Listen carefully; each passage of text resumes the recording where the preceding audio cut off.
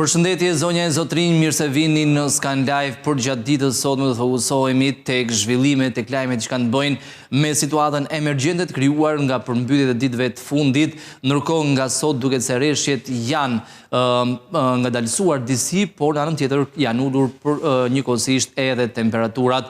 Vetëm pak momente më parë, rreth orës 8:30 minuta, u zhvillua mbledhja emergjente e Këshillit Ndërministror mbi emergjencat civile për diskutuar pikërisht situatën e krijuar në qarqet kryesore të vendit. Njëkohësisht do të fokusohemi edhe tek një projekt ligji hedhur tashmë për konsultim publik në lidhje me funksionimin e bursave për tregjeve të aksioneve në vendin tonë si pjesë e parafrimit të legjislacioneve me ato të Bashkimit Evropian. Parashikojnë qartë mënyra se si shiten mbledhjen aksionet, si duhet listohen, por njëkohësisht në këtë projekt ligj, në këtë dokument evidentohet edhe fakti që tregu i aksioneve, bursa në vendin tonë është në faza ende të ershme, është ende e pazhvilluar, pavarësisht se zyrtarisht kemi një bursë të licencuar për të zhvilluar aktivitetin e saj në vendin tonë.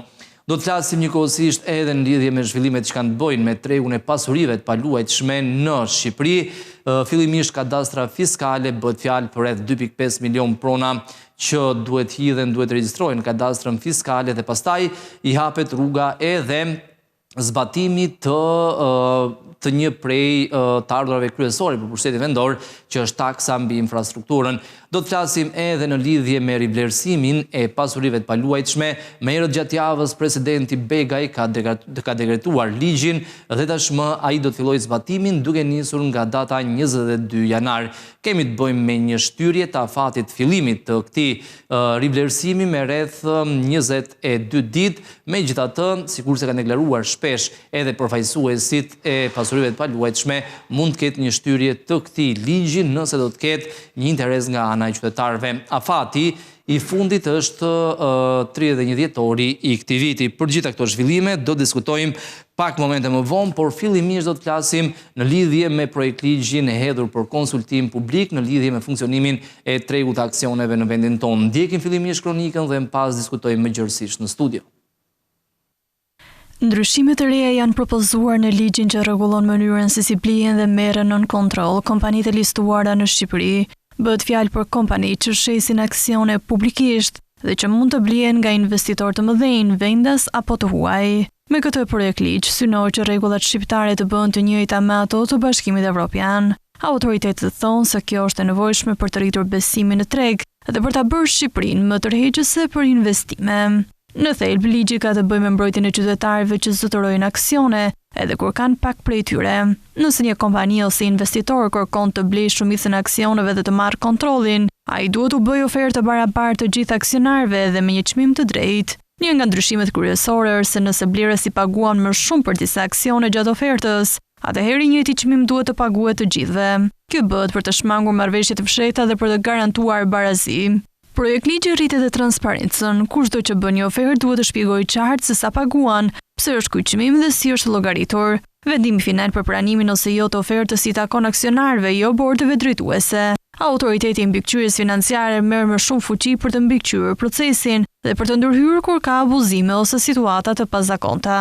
Gjithashtu procedurat thjeshtohen për investitorët huaj, pasi dokumentet e miratuara në vende të Bashkimit Evropian do të njihen edhe në Shqipëri. Sipas qeverisë, ligji nuk sjell kosto për buxhetin e shtetit, por pritet të ndihmojë zhvillimin e tregut të kapitaleve dhe afrimin e vendit me standardet evropiane. Disa nga rregullat do të hyjnë në fuqi më njëherë, ndërsa të tjera do të zbatohen kur Shqipëria të anëtarësohet në Bashkimin Evropian.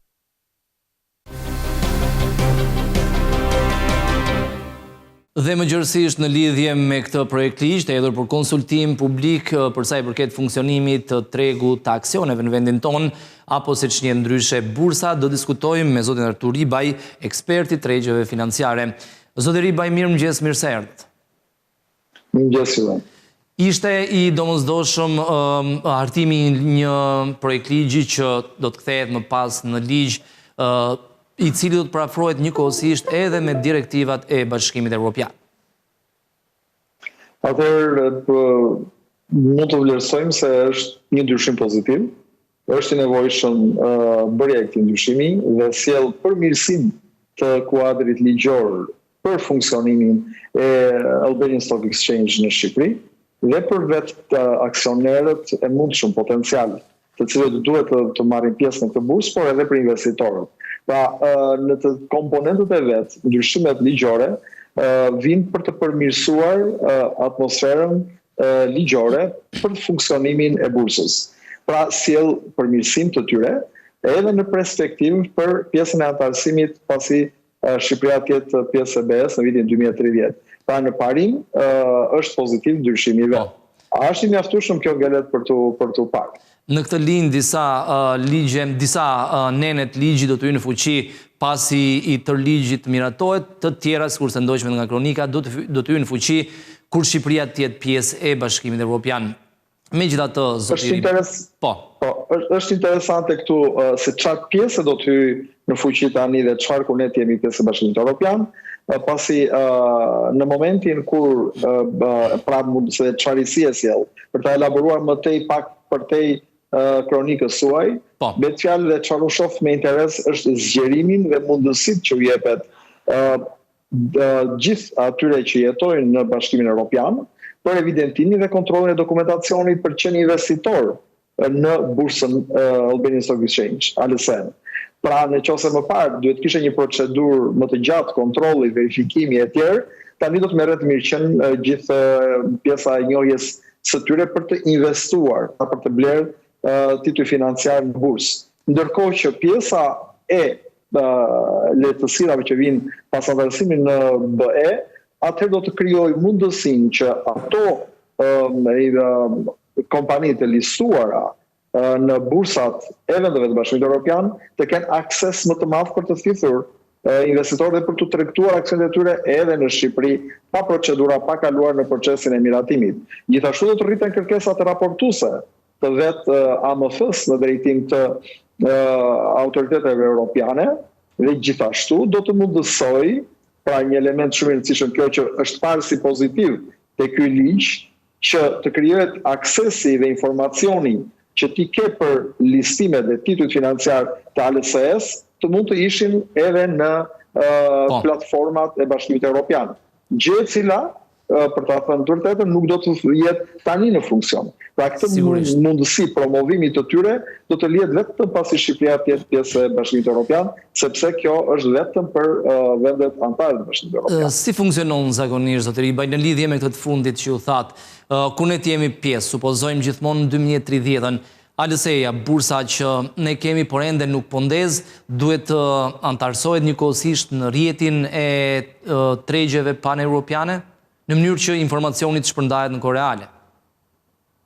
Më shumë janë detyra jo vetëm për ALSE-n, por për autoritetet rregullatore, për vetë shtetin, për të plotësuar jo vetëm kuadrin ligjor, sepse gjithmonë nuk kemi ceduar për pjesën e pasjes së një kuadri ligjor të mirë, por zbatimin e tij, për të plotësuar standardet cilësore të tij. Mundësia dhe besimi që jepet shtetit për të qenë antar i Bashkimit Evropian presupozon që funksionojnë gjithë institucionet e tjera. Edhe ALSE-ja gjithashtu. Por këtu në këtë moment i krijohet më tepër hapësirë në treg për të fituar më shumë mundësi për të bërë biznes vetë ALSE. Por në një të kohë s'duhet harrojmë se dhe vetë bizneset tona duhet jenë të interesuar të rendin më shpejt në drejtim të listimit në bursë. Sepse ato të cilat janë, pra aksesi do të kenë bursat e huaja në Shqipëri, apo ata që tregtojnë aksionet e tyre, apo shesin aksionet e tyre, do të kenë aksesin edhe për tregun shqiptar, do të krijojnë pastaj më pas mundësinë që të thithin dhe kapital nga shqiptarët që kanë para për të investuar në titull financiar. Prandaj duhet që të gjithë aktorët, pra shteti, ALSE-ja, AMF-ja, por dhe vetë bizneset të vrapojnë për të hyrë sa më shpejt në këtë lloj kulture të kryerit të transaksioneve përmes bursës. Sepse pas antarësimit, atëherë tregu do të jetë shumë më konkurrues për të gjithë këta. Dhe do të bëjë pastaj të mundur që ta shohin veten jashtë tregut. Zotëri Baj, si ka mundësi që tregu i kapitaleve, tregu i aksioneve në vendin tonë nuk po zhvillohet si duhet? Kemi një bursë, sikur se tham, por kemi një interes të ulët nga ana e kompanive për të listuar. Aty kemi mbase një interes të ullët nga ana investitorëve për të investuar, por kjo duhet parë kur kompanit të jenë të listuara. Pra, volumi njëkohësisht është i ullët, pse nuk po funksionon si duhet tregu i kapitaleve në vend? Mendoj se përgjegjësia kryesore i përket aktorëve nuk diskutohet dhe këtu është do të thoja shtetin në radhë të parë, sepse nuk mjafton vetëm hartimi i ligjeve, bërja i ligjeve, Patjetër. por ka nevojë për stimuj, për ta edukuar tregun, për ta nxitur dhe për motivuar korporatat, bizneset për të hyrë në këtë lloj tregu, sepse po pastaj shteti do të jetë përfitues nga zhvillimi i këtij tregu. Dhe kur flasim për stimuj që duhet bëj, absolutisht që duhet kemi këtu stimuj fiskal, të cilët do ta motivojnë dhe do të krijojnë hapësirë dhe mundësinë që ata të kenë një motivim. Pse? Sepse në momentin që hyn në bursë një korporat, ajo do të duhet heqë dorë nga disa elemente të tjerë. Pra duhet bëjë një trade-off të përfitimeve dhe të humbjeve. Në momentin e hyrjes së bursë, ajo në një farë mënyrë është shumë transparente. Korrekt. Nuk po ngelen vetëm aty, që patjetër ai është problemi kryesor i çështjes së bilanceve, pasi vazhdojnë bizneset të përgatisin bilance për raportimet tatimore, sesa për realitetin, ndërkohë që në pjesën e listimit në bursë do të kenë nevojën për të pasur një auditim ndërkombëtar, do të kenë nevojën për të pasur raportime më të shpeshta e të tjerë elementë si këto, që në një farë mënyrë e trembin biznesin tonë.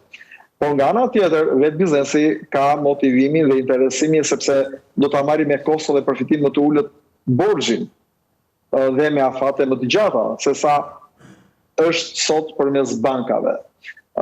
Pra ka një hapësirë dhe mundësi të cilët duhet të motivohet. Gjithashtu, për të mësuar tregun dhe investitorët dhe për ta bërë interesant, duhet që të kishim mundësinë e listimit në bursë të një pjesë të aksioneve të kompanive publike, të cilat do ta bënin me interes përfshirjen dhe edukimin e publikut dhe fifjen e kapitalit për ta.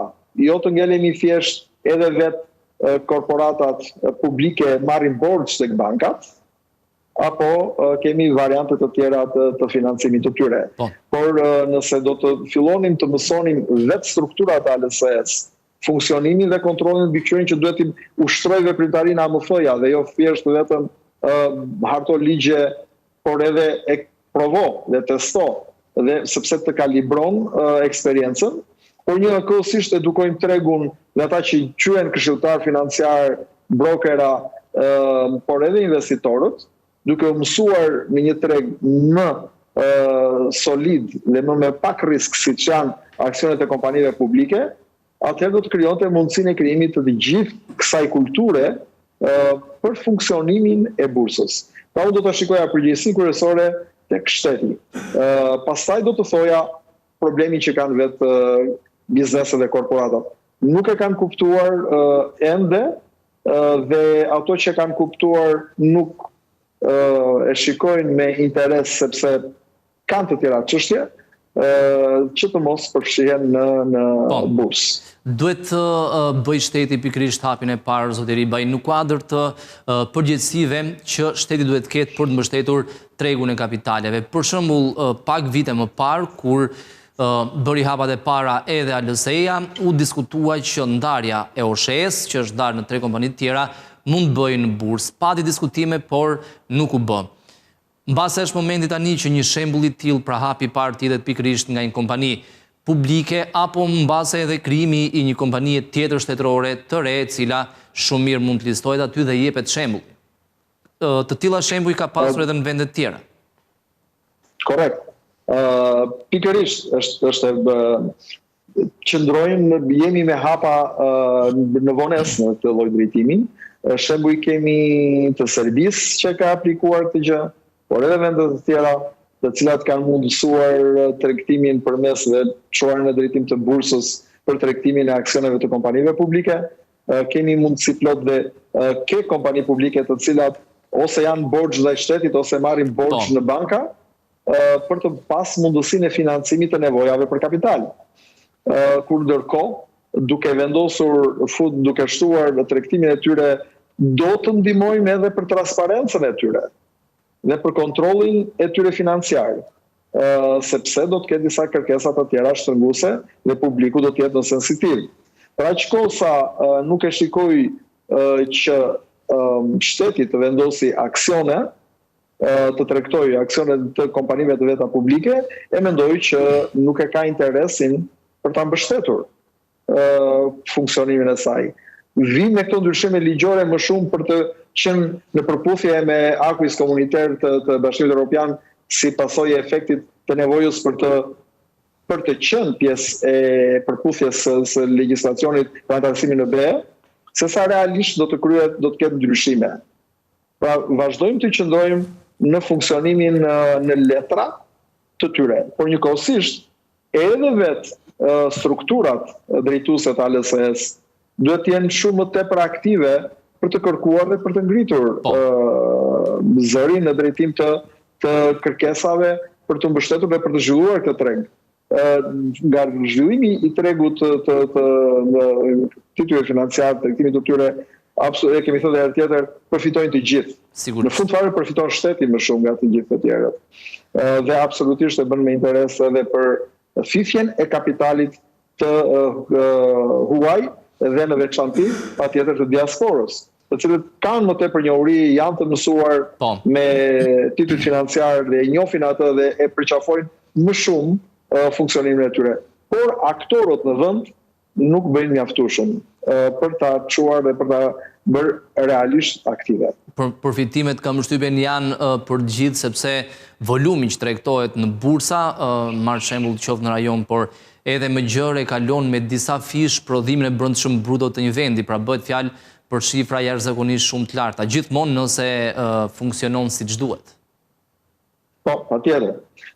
Absolutisht fitojnë të gjithë, dhe kjo pastaj sjell edhe reduktimin e kostove për transaksione, sepse edhe në këtë drejtim ka vend për përmirësim, por nuk ta çojmë një herë të funksionojë, pastaj të flasim për elemente të tjera që mund të rishikohen. Zotëri Baj, në anën tjetër, përveç shtetit, mendoni se kemi kompani të strukturuara mirë, të cilat i plotësojnë kushtet për të listuar, për të bërë ofertat fillestare publike, sepse deri tani ka kompani të mëdha në vendin tonë që bëjnë oferta private, pra e gjejnë udhëdhënësin, bien dakord me kushtet, me interesat dhe marrin borxh tek e fundit. Nuk e marrin tek sistemi bankar, por gjejnë një udhëdhënës tjetër. Ndonjëherë dhe ata e gjejnë udhëdhënësin duke pas parasysh që ai i cili blen atë titull nuk e ka idenë se ku po çon parat, sepse kemi edhe këtë situatë. Duke qenë se ato kryesisht tregtohen përsëri përmes bankave, shpesh investitorët kujtojnë se i kanë parat në depozit në bankë. Dhe kjo e bazuar pra në studime, në bazë të një perceptimi të vetë investitorëve, kur ata i kanë parat. Por vetë këto korporata nuk janë ende gati. Nuk janë ende gati për vetë modelin e formimit dhe organizimit të qeverisës së tyre.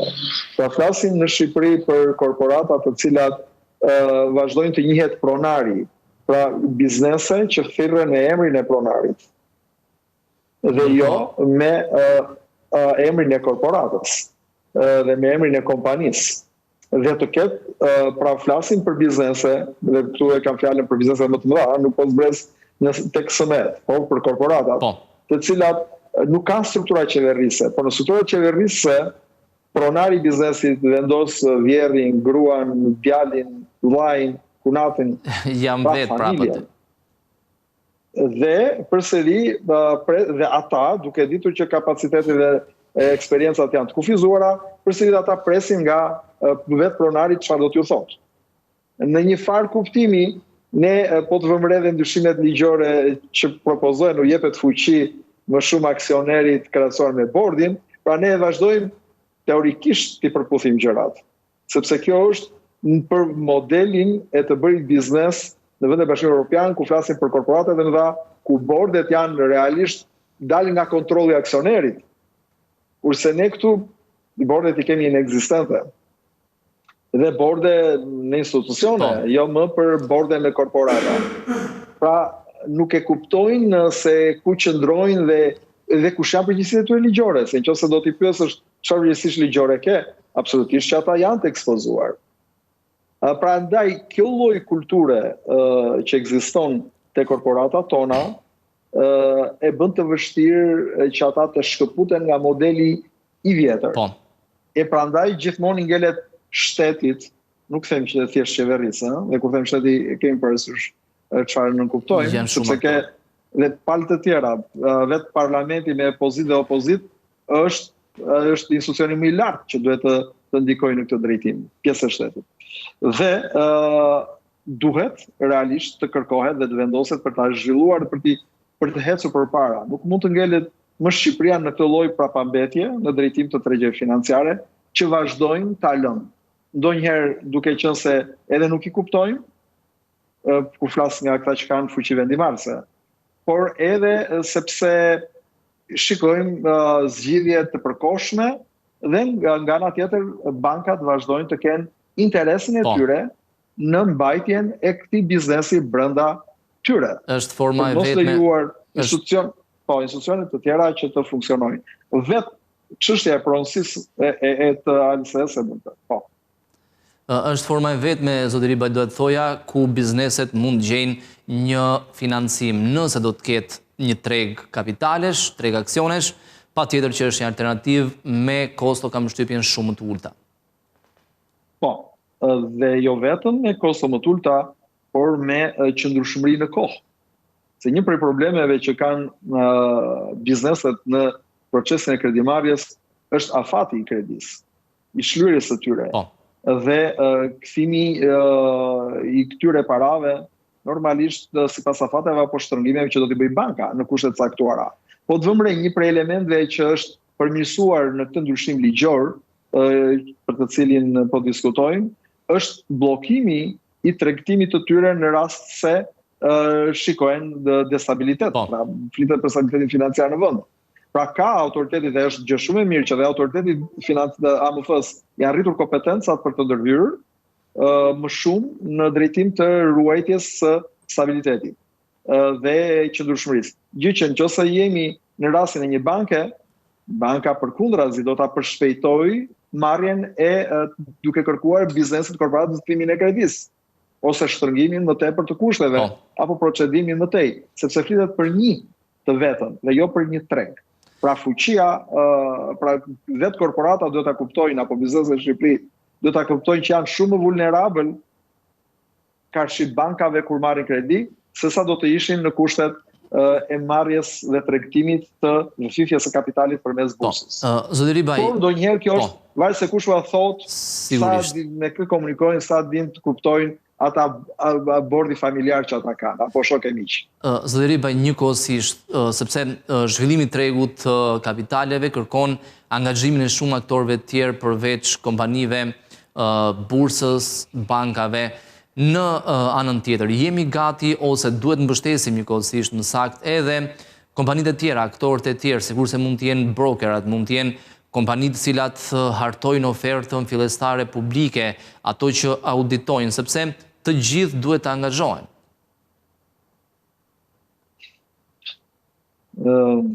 Mirë do të ishte, por nuk shikojnë biznes pas kësaj.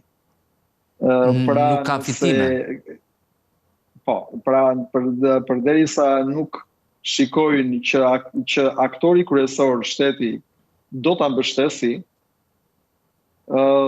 strukturat dhe gjithë profesionet e tjera që janë në këtë drejtim qëndrojnë në pritje dhe inaktiv. Ndonjëherë jepet rasti që këtë punë ta bëjnë ata që s'din fare asgjë, të kthehen si agjentët e kontratave të sigurimit, që mund të bëhet kushdo, bëj një trajnim, merr një certifikat dhe quaju agent dhe kap për xhakete trajnim për të printuar më shumë. Sa për të thënë, kjo është një industri e cila realisht kërkon siguri, besim dhe seriozitet. Është një industri e cila duhet të gëzojë reputacion në publik që të përqafohet. dhe nëse ne nuk do të ashtrojmë t'i lihet rastësisë, do të degradojmë në tregje, siç kemi realisht, ku për këtë punë të agentit apo të brokerit e bëjnë njerëz që s'kan informacion fare, thjesht shitca. Prandaj në këtë lloj drejtimi absolutisht këtu ka rol AMF-ja dhe i ka strukturat dhe i ka mundësit që nëse do të mbështetej tregu i kapitalit nga shteti, të tregoj kujdes. Edhe pra ata të cilët duhet jenë aktor serioz për të hyrë në këtë lloj tregu, për të licencuar, jo për të bërë qoka, por realisht për t'i dhënë figurën dhe besimin e duhur aktorëve dhe tregut. Sepse publiku është i mençur, e kam thënë herë tjetër, mund të gaboj një herë, por jo gjithmonë. Në afat shkurtër, se në afat gjatë gabon. Por në afat shkurtër, nëse nëse të flasim për forur shqip, nëse një bursë do të ketë sjell një aktor jo serioz, përdoren broker jo serioz, dhe do të tentohet që të mashtrohet, atëherë të kthehet në të kundërt. Që atëherë është vetë kompania dhe gjithë këta, të cilët do të ndëshkohen nga mostregtimi dhe humbja e reputacionit dhe pastaj pasojat e tjera që duhet këtë pasojat ligjore. Pa transparencë, nuk është një lojë. Pa transparencë, ky treg të nxjerr me njëri jashtë.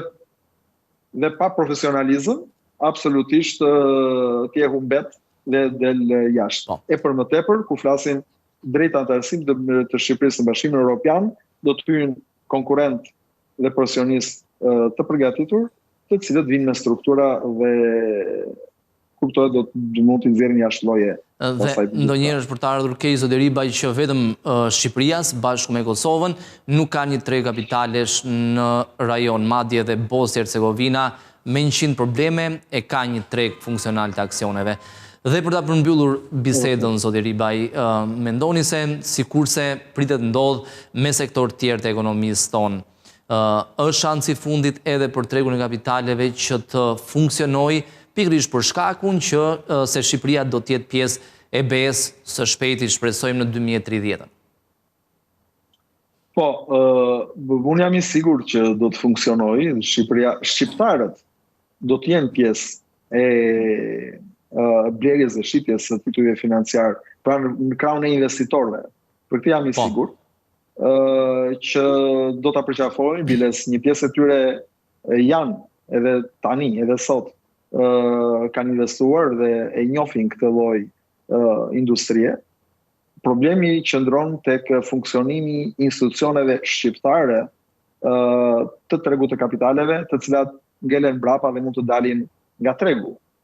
Apo vetë korporatat shqiptare, bizneset shqiptare të cilat po e humbasin këtë mundësi të fifjes së kapitalit nga këta investitorë, që sot mund të jenë më të pakët në drejtim të blerjes së titujve financiar në BE, në vendet e tjera të Bashkimit Evropian apo të Amerikës, por nesër do të jenë shumë më tepër që do të përfshihen dhe do të jenë aktor për të blerë. Edhe për shkak sepse do të kenë më shumë besim. Edhe kemi paktën e besojmë më shumë tek ata ndaj se këtu, për shkak të vetë shenjave të cilat ne na japin bizneset tona. Prandaj thirrja është për të gjithë dhe duhet të jenë shumë aktiv për të mësuar dhe për ta shfrytzuar këtë kohë pikërisht për të kapur ritmin e vendeve të tjera të BE-s.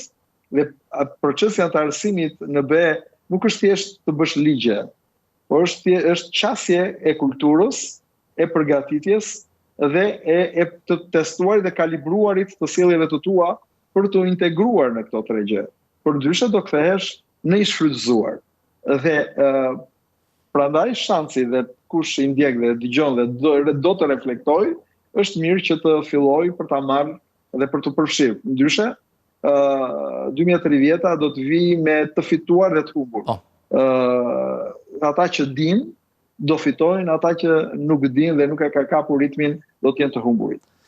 Zoti Ribaj, ju falenderoj për të gjitha mendimet e sjella në studio, të shpresojmë që realisht do të jetë shansi i fundit dhe ta shfrytëzojmë si duhet. Faleminderit. Faleminderit dhe juve dhe bravo për emisionet që bëni me të drejtim. Faleminderit. Ne tani do të shkputemi për pak publicitet, rikthehemi menjëherë në studio me tjera informacione.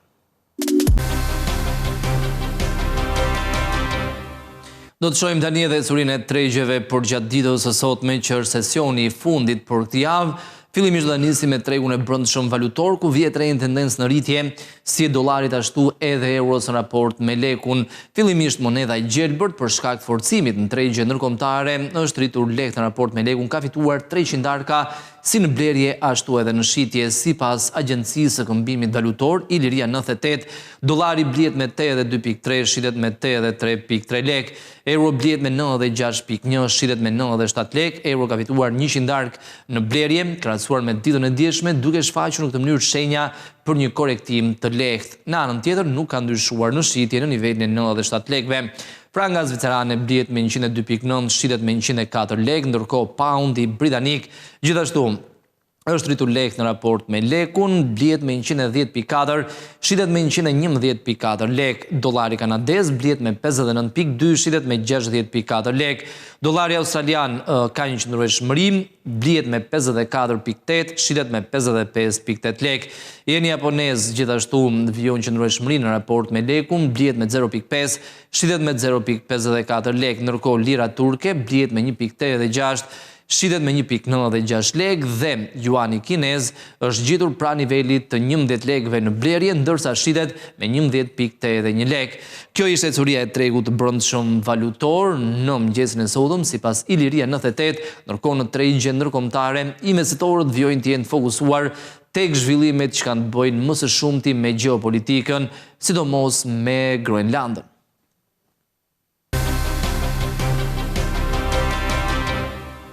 Dollari amerikan ka pasur një tendencë në rritje ditën e dieshme, por gjithashtu edhe në sesionin e sotëm, ndërsa moneda europiane është ndikuar negativisht nga disa dhënat publikuara në eurozonë, sikurse ishte inflacioni që rezultoi në nivele më të ulta krahasuar me pritshmëritë e tregjeve. Investitorët tashmë mendojnë se arrestimi I shpejt surpriz I Nicolas Maduros në Venezuelë dhe transferimi I tij me shpejtësi në Shtetet e Bashkuara ka qenë afat shkurtër, efekti ka qenë afat shkurtër dhe njëkohësisht investitorët tashmë janë rikthyer për të fokusuar më tepër tek dhënat ekonomike që tregojnë realisht ekonominë reale. Investitorët njëkohësisht janë fokusuar edhe tek zhvillimet që kanë të bëjnë me rezervën federale, sepse në fund të 2025-s Donald Trump ka kërcënuar presidentin e rezervës federale Jerome Powell se do ta shkarkojë atë gjatë muajit janar, ndërkohë mandati zyrtarisht përfundon në muajin maj të këtij viti. Ka qenë njëkohësisht guvernatori I rezervës federale Stephen Miran, mandatit cilit përfundon janar dhe ka deklaruar se Banka Qendrore ka nevojë të ulë normat e interesit më agresivisht, duke shkuar në këtë mënyrë në të njëjtën linjë me deklaratat e bëra deri tani nga presidenti amerikan Donald Trump. Në mëngjesin e sotëm, për sa I përket ecurisë monedhave, vjet re një tendencë në rritje për dollarin amerikan që ka zgjeruar në këtë mënyrë fitimet e ditës së dieshme. Euro ka humbur edhe 0.10% vlerës përballë dollarit, këmbehet me 1.1646 dollar, edhe paundi është në rënje me 0.1%, këmbehet me 1.3423 dollar. Megjithatë, rënja e paundit gjatë kësaj jave ka qenë nivele më të ulta krahasuar me humbjet që ka realizuar euro dhe paundi britanik vjen tregtohet shumë pranë nivelit më të lartë në thuajse një vit në raport me monedhën e gjelbërt. Përballë frangës, dollari është në rritje të lehtë me 0.08%, këmbehet me 0.7995 franga, shumë pranë nivelit të 0.8 frangave. Dollari australian realizon humbje më të mëdha krahasuar me tre monedat e tjera, ka rënë me 0.3% përballë dollarit, këmbehet me 0.6677 dollar. Dollari kanadez është në rënje me 0.1%, këmbehet me 0.7205 dollar amerikan dhe në raport me jenin, dollari është rritur me 0.44% të vlerës, kuotohet në 157.56 yen mesatarisht. Për sa I përket ecurisë së tregut të kriptomonedhave, vjet re një qëndrueshmëri, më saktë edhe në sesionin e sotëm, Bitcoin vjen tregtohet pranë nivelit të 90.000 dollarëve, ka humbur 0.52% të vlerës, kuotohet në 90.733.2 dollar. Në sesionin e kaluar amerikan, Bitcoin, kriptomoneda me madhe në botë, tentoi njëri më këmbje mbi nivelin e $91.000, por sot është rrequr sërish. Ethereum ka rënë me 0.18%, kuotohet në $3.110.67, edhe Ripple është në rënje me 0.8% të vlerës, kuotohet në $2.1206. Nesurin e Litecoin vjetre një rritje me 0.26%, kuotohet në $81.66 dhe Bitcoin Cash ka fituar 0.03% të vlerës, kuotohet në $629.75. Do të shohim edhe ecurinë e tregut të naftës, ku benchmarkët kryesor po qëndrojnë në rritje edhe në sesionin e sotëm, pas fitimeve me rreth 3% realizuara në sesionin e kaluar. Në këtë mënyrë, të dyja kontratat publikojnë fitime për të tretin sesion me radhë dhe rritja me 3% ditën e djeshme është ndikuar nga zhvillimet që kanë të bëjnë me Venezuelën, por njëkohësisht edhe me shqetësime në lidhje me furnizimin me naftë për Irak, për Rusin, për Irakun dhe Iranin. Shtetet e Bashkuara kanë sekuestruar 2 anije cistern venezueliane në Oqeanin Atlantik në ditën e mërkurë, të cilat po lundronin me flamurin e Rusisë. Për habin nuk ka pasur një reagim nga ana e Moskës zyrtare në lidhje me këtë vendim të Shteteve të Bashkuara, ndërkohë në anën tjetër vijon politika agresive e presidentit amerikan Donald Trump për të diktuar qarkullimin e naftës në kontinentin në Amerikën e Veriut, por gjithashtu edhe në Amerikën Latine. Brendi Londrës ka fituar 0.79% të vlerës në sesionin e sotëm, kuotohet në $62.48 për fuqi në 2 sesionet e fundit. Kjo kontrat ka fituar rreth $2. Nafta bruto amerikane është në rritje me 0.8%, kuotohet në $58.22, ndërsa nafta e përpunuar realizoi fitime të konzervueshme në sesionin e kaluar amerikan, duke u rritur nga rreth $600 në $630 për ton. Aktualisht ka humbur 0.38% dhe kuotohet në $622.88 për ton. Në ecurinë e tregut të metaleve të çmuara, vjetre përgjithsisht një qëndrueshmëri në sesionin e sotëm me tendencë në rritje. Ari ka fituar 0.5% të vlerës dhe kuotohet në $4.483 për onzë, tregtohet rreth $50 më lirë krahasuar me nivelin më të lartë historik të regjistruar në datën 26 dhjetor, kur u ngjit në nivelin rekord prej $4.530 për onzë. Investitorët në tregun e metaleve të çmuara presin dhëna që do të publikohen më vonë gjatë ditës së sotme në Shtetet e Bashkuara mbi punësimin për muajin e kaluar, për dhjetorin e 2025-s, dhe analistët parashikojnë 60.000 vende të reja pune. Parashikohet njëkohësisht që norma totale papunësisë të zbresë në 4.5% nga 4.6% që është aktualisht. Ari tregtohet, sikurse thamë, në $4.483 për onzë, në rritje me 0.5%.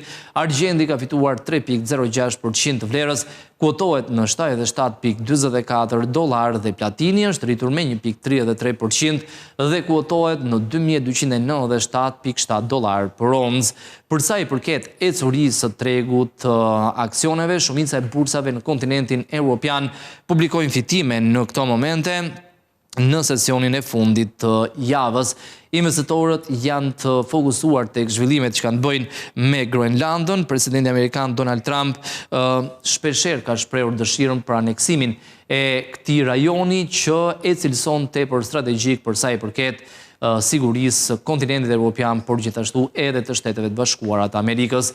Janë kompanitë e sektorit armëve që realizojnë fitimet më të mëdha edhe në sesionin e sotëm, sepse presidenti amerikan Donald Trump ka bërthirrje për një rritje me 50% të shpenzimeve ushtarake në Shtetet e Bashkuara dhe synon një buxhet prej $1.5 trilion vetëm për ushtrinë në vitin 2027.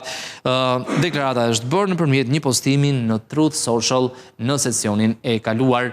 FTSE 100 i Londrës është në rritje me 0.29%, DAX i Gjermanisë është i vetmi indeks i pandryshuar, ndërkohë CAC 40 i Parisit, SMI Zyriut dhe FTSE MIB Milanos janë rritur me 0.69, 0.21 dhe 0.13% respektivisht. Në ecurinë e tre indekseve kryesore në Wall Street për sesionin e kaluar. Dow Jones dhe Nasdaq janë hitur lehtë me 0.55 dhe 0.01%. Standard & Poor's 500 ka humbur 0.24% të vlerës. Në ecurinë e korporatave të listuara në bursën e Frankfurtit në Gjermani, fitimet kryesojnë, sikurse e tham, nga kompanitë e prodhimit të armëve, pikërisht për shkak se Donald Trump ka njoftuar rritjet me 50% shpenzimeve për ushtrinë në totalin e 1.5 trilion dolarëve në vitin 2027. Siemens Energy kryeson fitimet në bursën e Frankfurtit në rritje me 1.58%. Zalando, Henkel, Rheinmetall dhe Qiagen kanë fituar nga 1.04 deri në 1.52%. Dhe së fundmi në kompanitë që realizojnë humbje, Sartorius ka rënë me 2.45%, Deutsche Börse, Hannover Rück, Allianz dhe Munich Re kanë rënë nga 1.01 deri në 1.96%. Kjo ishte ecuria e tregjeve deri në këtë momente. Do të rikthehemi tani në zhvillimet kryesore nga vendi dhe do ndjekim një fjalë të mbajtur pak momente më parë nga kryeministri Edi Rama dhe zëvendës kryeministria Belinda Balluku. U zhvillua mbledhja e komitetit ndërministror për diskutuar në lidhje me emergjencën civile të krijuar në Shqipëri si pasojë e rreshjeve të dendura të shiut. Pas akonda të ditëve të fundit, ranë dhe përmbytën njësoj vënde në krejt rajonin tonë. Shqipëria nuk reagoi njësoj si dikur, kur edhe një shi i zakonshëm bënte ujë dynjan, sepse sot Shqipëria është krejt tjetër. Reagimi i shtetit është krejt tjetër dhe mbrojtja dhe garancitë për familjet e dëmtuara janë krejt tjetër. Unë erdhëm qeveri në malin e borxheve që na lanë trashëgim aleatët e shiut, ishte edhe një pjesë e tërë borxhesh nga përmbytjet e zonës së Shkodrës. Ne i shlyem një ato borxhe dhe nuk kemi hyrë më në asnjë borxh të kësaj natyre me njerëzit, përkundrazi kemi përballuar me dinjitet njerëzor, shtetëror dhe politik, jo vetëm detyrimet nga përmbytjet, që edhe pse sfidat e klimës janë bërë më të mprehta, kanë qenë sidoqoftë shumë më pak, pikërisht sepse kemi rritur ndjeshëm aftësinë mbrojtëse të infrastrukturës sonë, apo detyrimet nga zjarret, që janë një sfidë e rritur e viteve të fundit, por edhe detyrime maramëndse nga fatkeqësira të mosozotshme si pandemia apo tërmeti, duke dalë më të fortë se përpara fatkeqësive e më të ditur për të përballuar sfida të së nesërmes.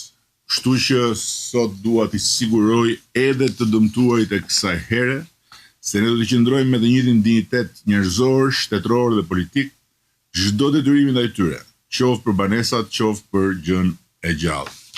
Në ndërkohë, dëshiroj të theksoj se puna intensive dhe mobilizimi i pandalur 24 orë në të gjithë territorin ku është nevoja e të gjitha strukturave të shtetit, si dhe e bashkive, do të vazhdoje pa ndërprerje deri në kapërcimin e kësaj situate të rënduar meteorologjike.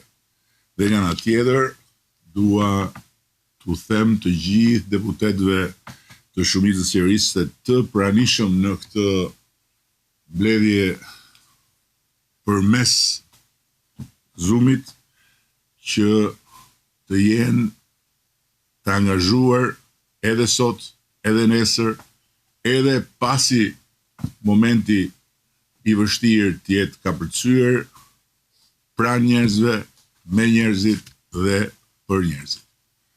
Faleminderit dhe po kaloj fjalën tek ministrat që janë në vijën e parë të këtij angazhimi për shkak të detyrës tyre, të cilët do të bëjnë një pasqyrë të përmbledhur të situatës në momentin që flasim.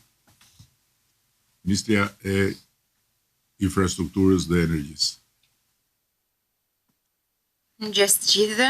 Situata sot paraqitet më e mirë në rang vendi, po e nis nga energjia, për sa i përket të gjithë menaxhimit, kanë qenë në terren më shumë se 1600 punonjës, të cilët kryesisht nga data 2 janar janë angazhuar në zonat më të prekura që janë rajonet e Tiranës, Durrësit, Vlorës, Gjirokastrës dhe Elbasanit, ndërkohë nga ana tjetër gjithashtu është menaxhuar dhe veriu, por për shkak të investimeve që kemi bërë në veri, zonat kanë qenë më të mbrojtura dhe më pak problematik.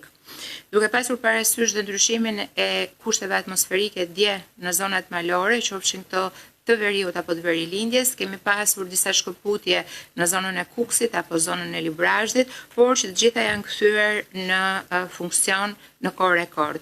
Ose të jasot, operatori i sistemit transmetimit relaton në raportin e orës 8 që të gjitha linjat janë funksionale, nuk kemi asnjë problematik për sa i përket transmetimit.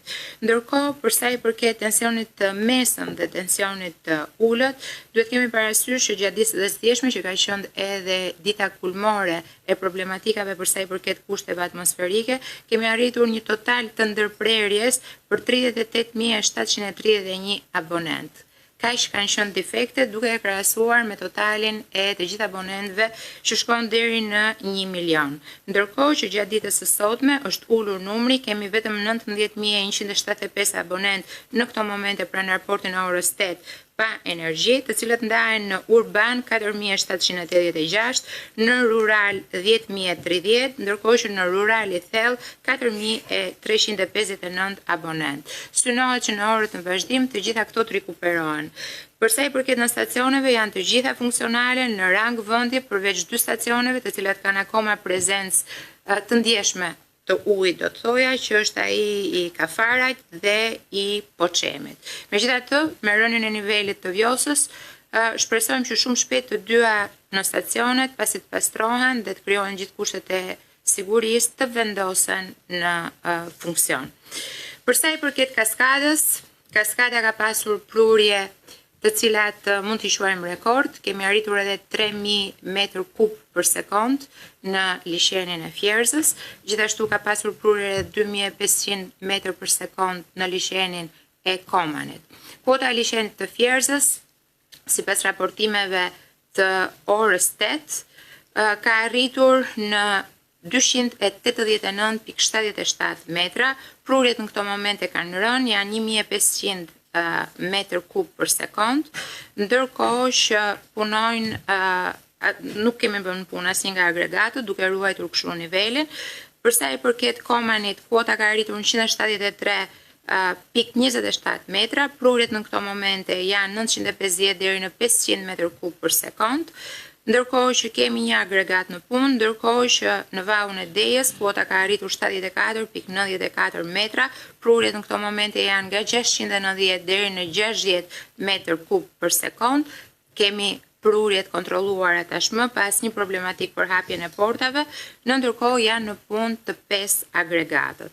Sigurisht, duke pasur parasysh edhe vazhdimsinë e kushteve atmosferike, si forcat e armatosura, ashtu edhe aviacionit civil, kanë njoftuar që do ketë rreshtje edhe gjatë ditës sotme, por janë rreshtje mesatare dhe me prurje të ulta.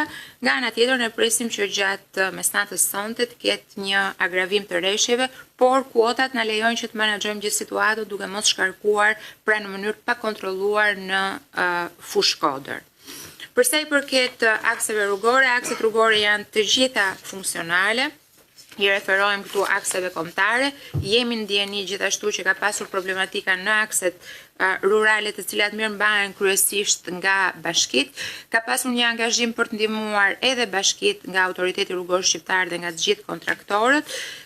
Kryesisht ka pasur aluvione, ka pasur inerte të cilat kanë zbritur nga skarpatet e maleve, madje edhe rrugë që janë konsoliduara prej vitesh, siç është aksi nga Gjirokastra në Tepelen, në shkallën e Zez, së bashku me Mirelën dje kemi ndjekur gjithë situatën, kemi pasur aty rënje inertesh nga skarpatet, mbi skarpatet e kontrolluara të rrugëve, e përmendët dhe ju.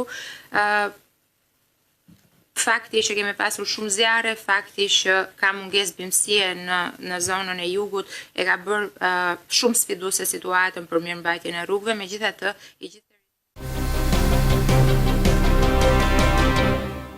Do të vjojmë flasim sërish në lidhje me situatën e krijuar nga përmbytjet në vendin ton dhe tashmë do të flasim për situatën në qarkun e Gjirokastrës. Në linjë të drejt për drejt kemi zotin Arjan Korkuti, sekretari përgjithshëm i prefekturës në Gjirokastër.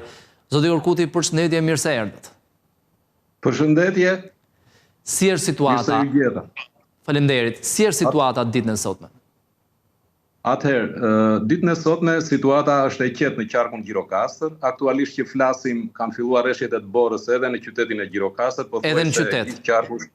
Edhe në qytet. Aktualisht që flasim, ka rreshje të bore, jo të dendura, rreshje të bore normale. Mbase është atrakcion turistik për turistët, shpresojmë.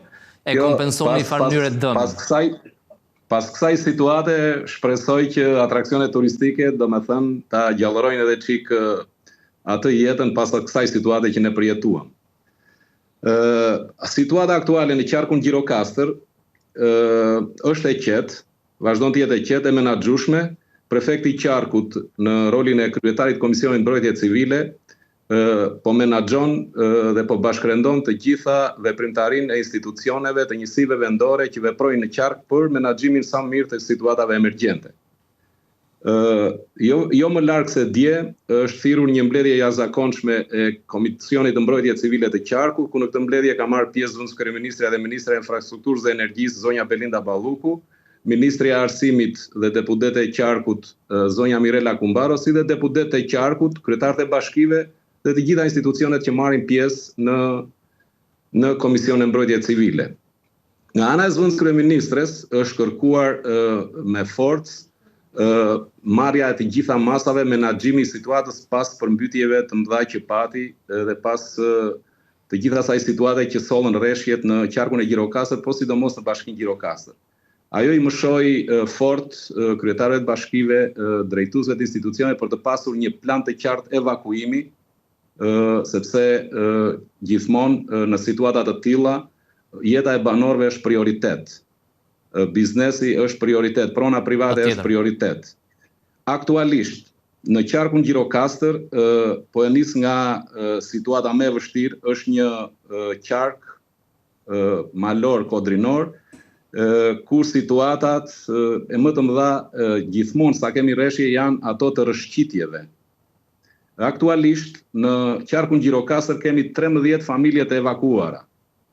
Në bashkinë Gjirokastër kemi 2 familje në lagjen Manalat, 2 familje në fshatin Labove, Zhapës, njësia administrative Odrije, 4 familje në përmet në lagjen Sede, 3 familje në njësinë administrative Zagorie, bashkia Liboa, dhe 2 familje në Memaliaj, në njësinë administrative Memaliaj Fshat.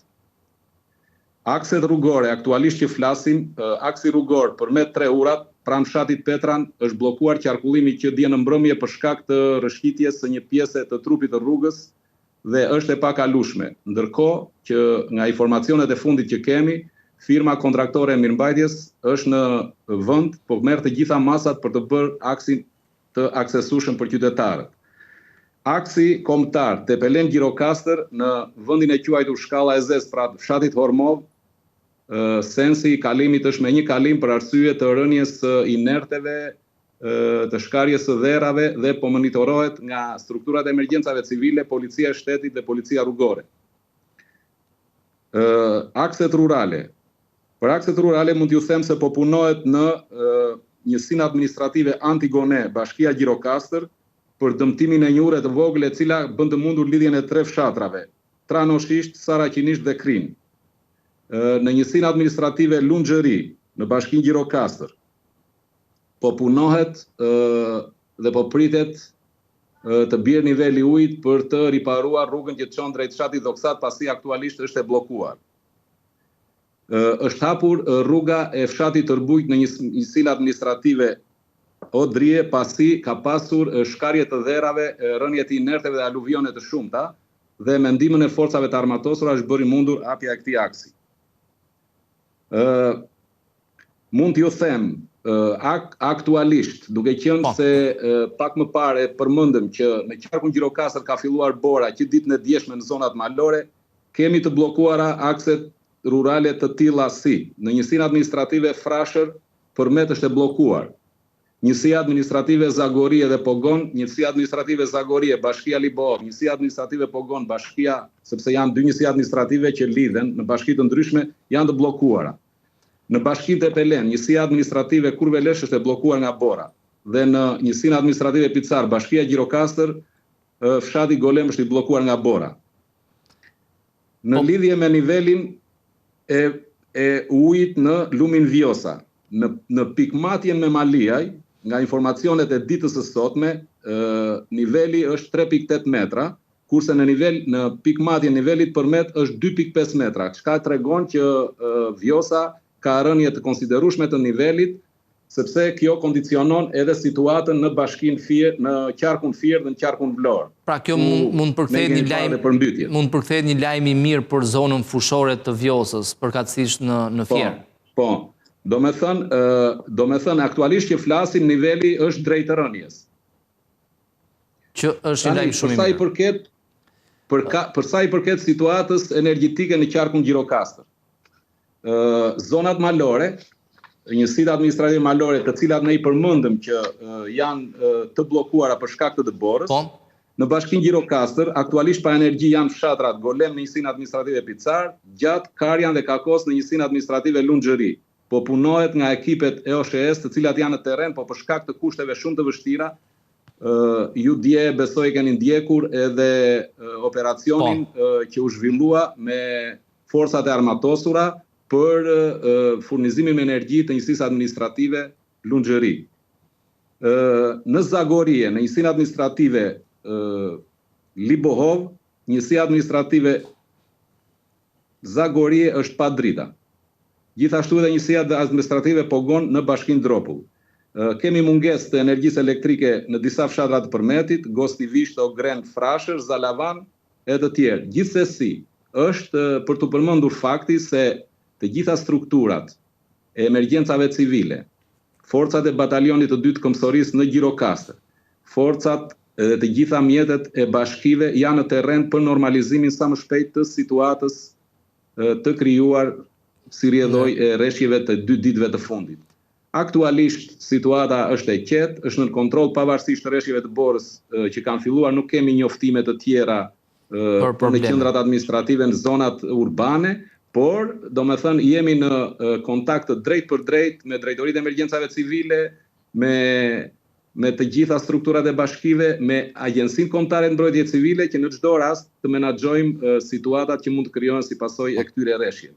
Edhe një pyetje, zoti Korkuti, në lidhje me vlerësimin e dëmeve të shkaktuara nga përmbytjet, ka filluar procesi i rivlerësimit apo jemi ende herët, fillimisht kalohet situata, pastaj mund të fillojë? Jo më larg se dje në këtë takimin e Komisionit të Mbrojtjes Civile që ne zhvilluam, nga raportimet që kryetarët e bashkive bën në këtë komision, unë mund t'ju pohoj se në bashkinë Gjirokastër, ku situata ka qenë më e vështirë se në të gjithë qarkun Gjirokastër, është deklaruar nga ana e kryetarit të bashkisë se janë ngritur 2 grupe pune për evidentimin e dëmeve që kanë ndodhur qoftë në banesa private, qoftë në biznese, qoftë në rrugë, qoftë në të gjithë territorin e bashkisë Gjirokastër. E rëndësishme është që furnizimi me ujë në bashkinë Gjirokastër dhe në territorin e qarkut ka qenë i pandërprer. Kjo është një lajm i mirë, sepse në situata të tilla kuptohet që përveç dëmeve është edhe shumë e rëndësishme furnizimi me energji elektrike dhe me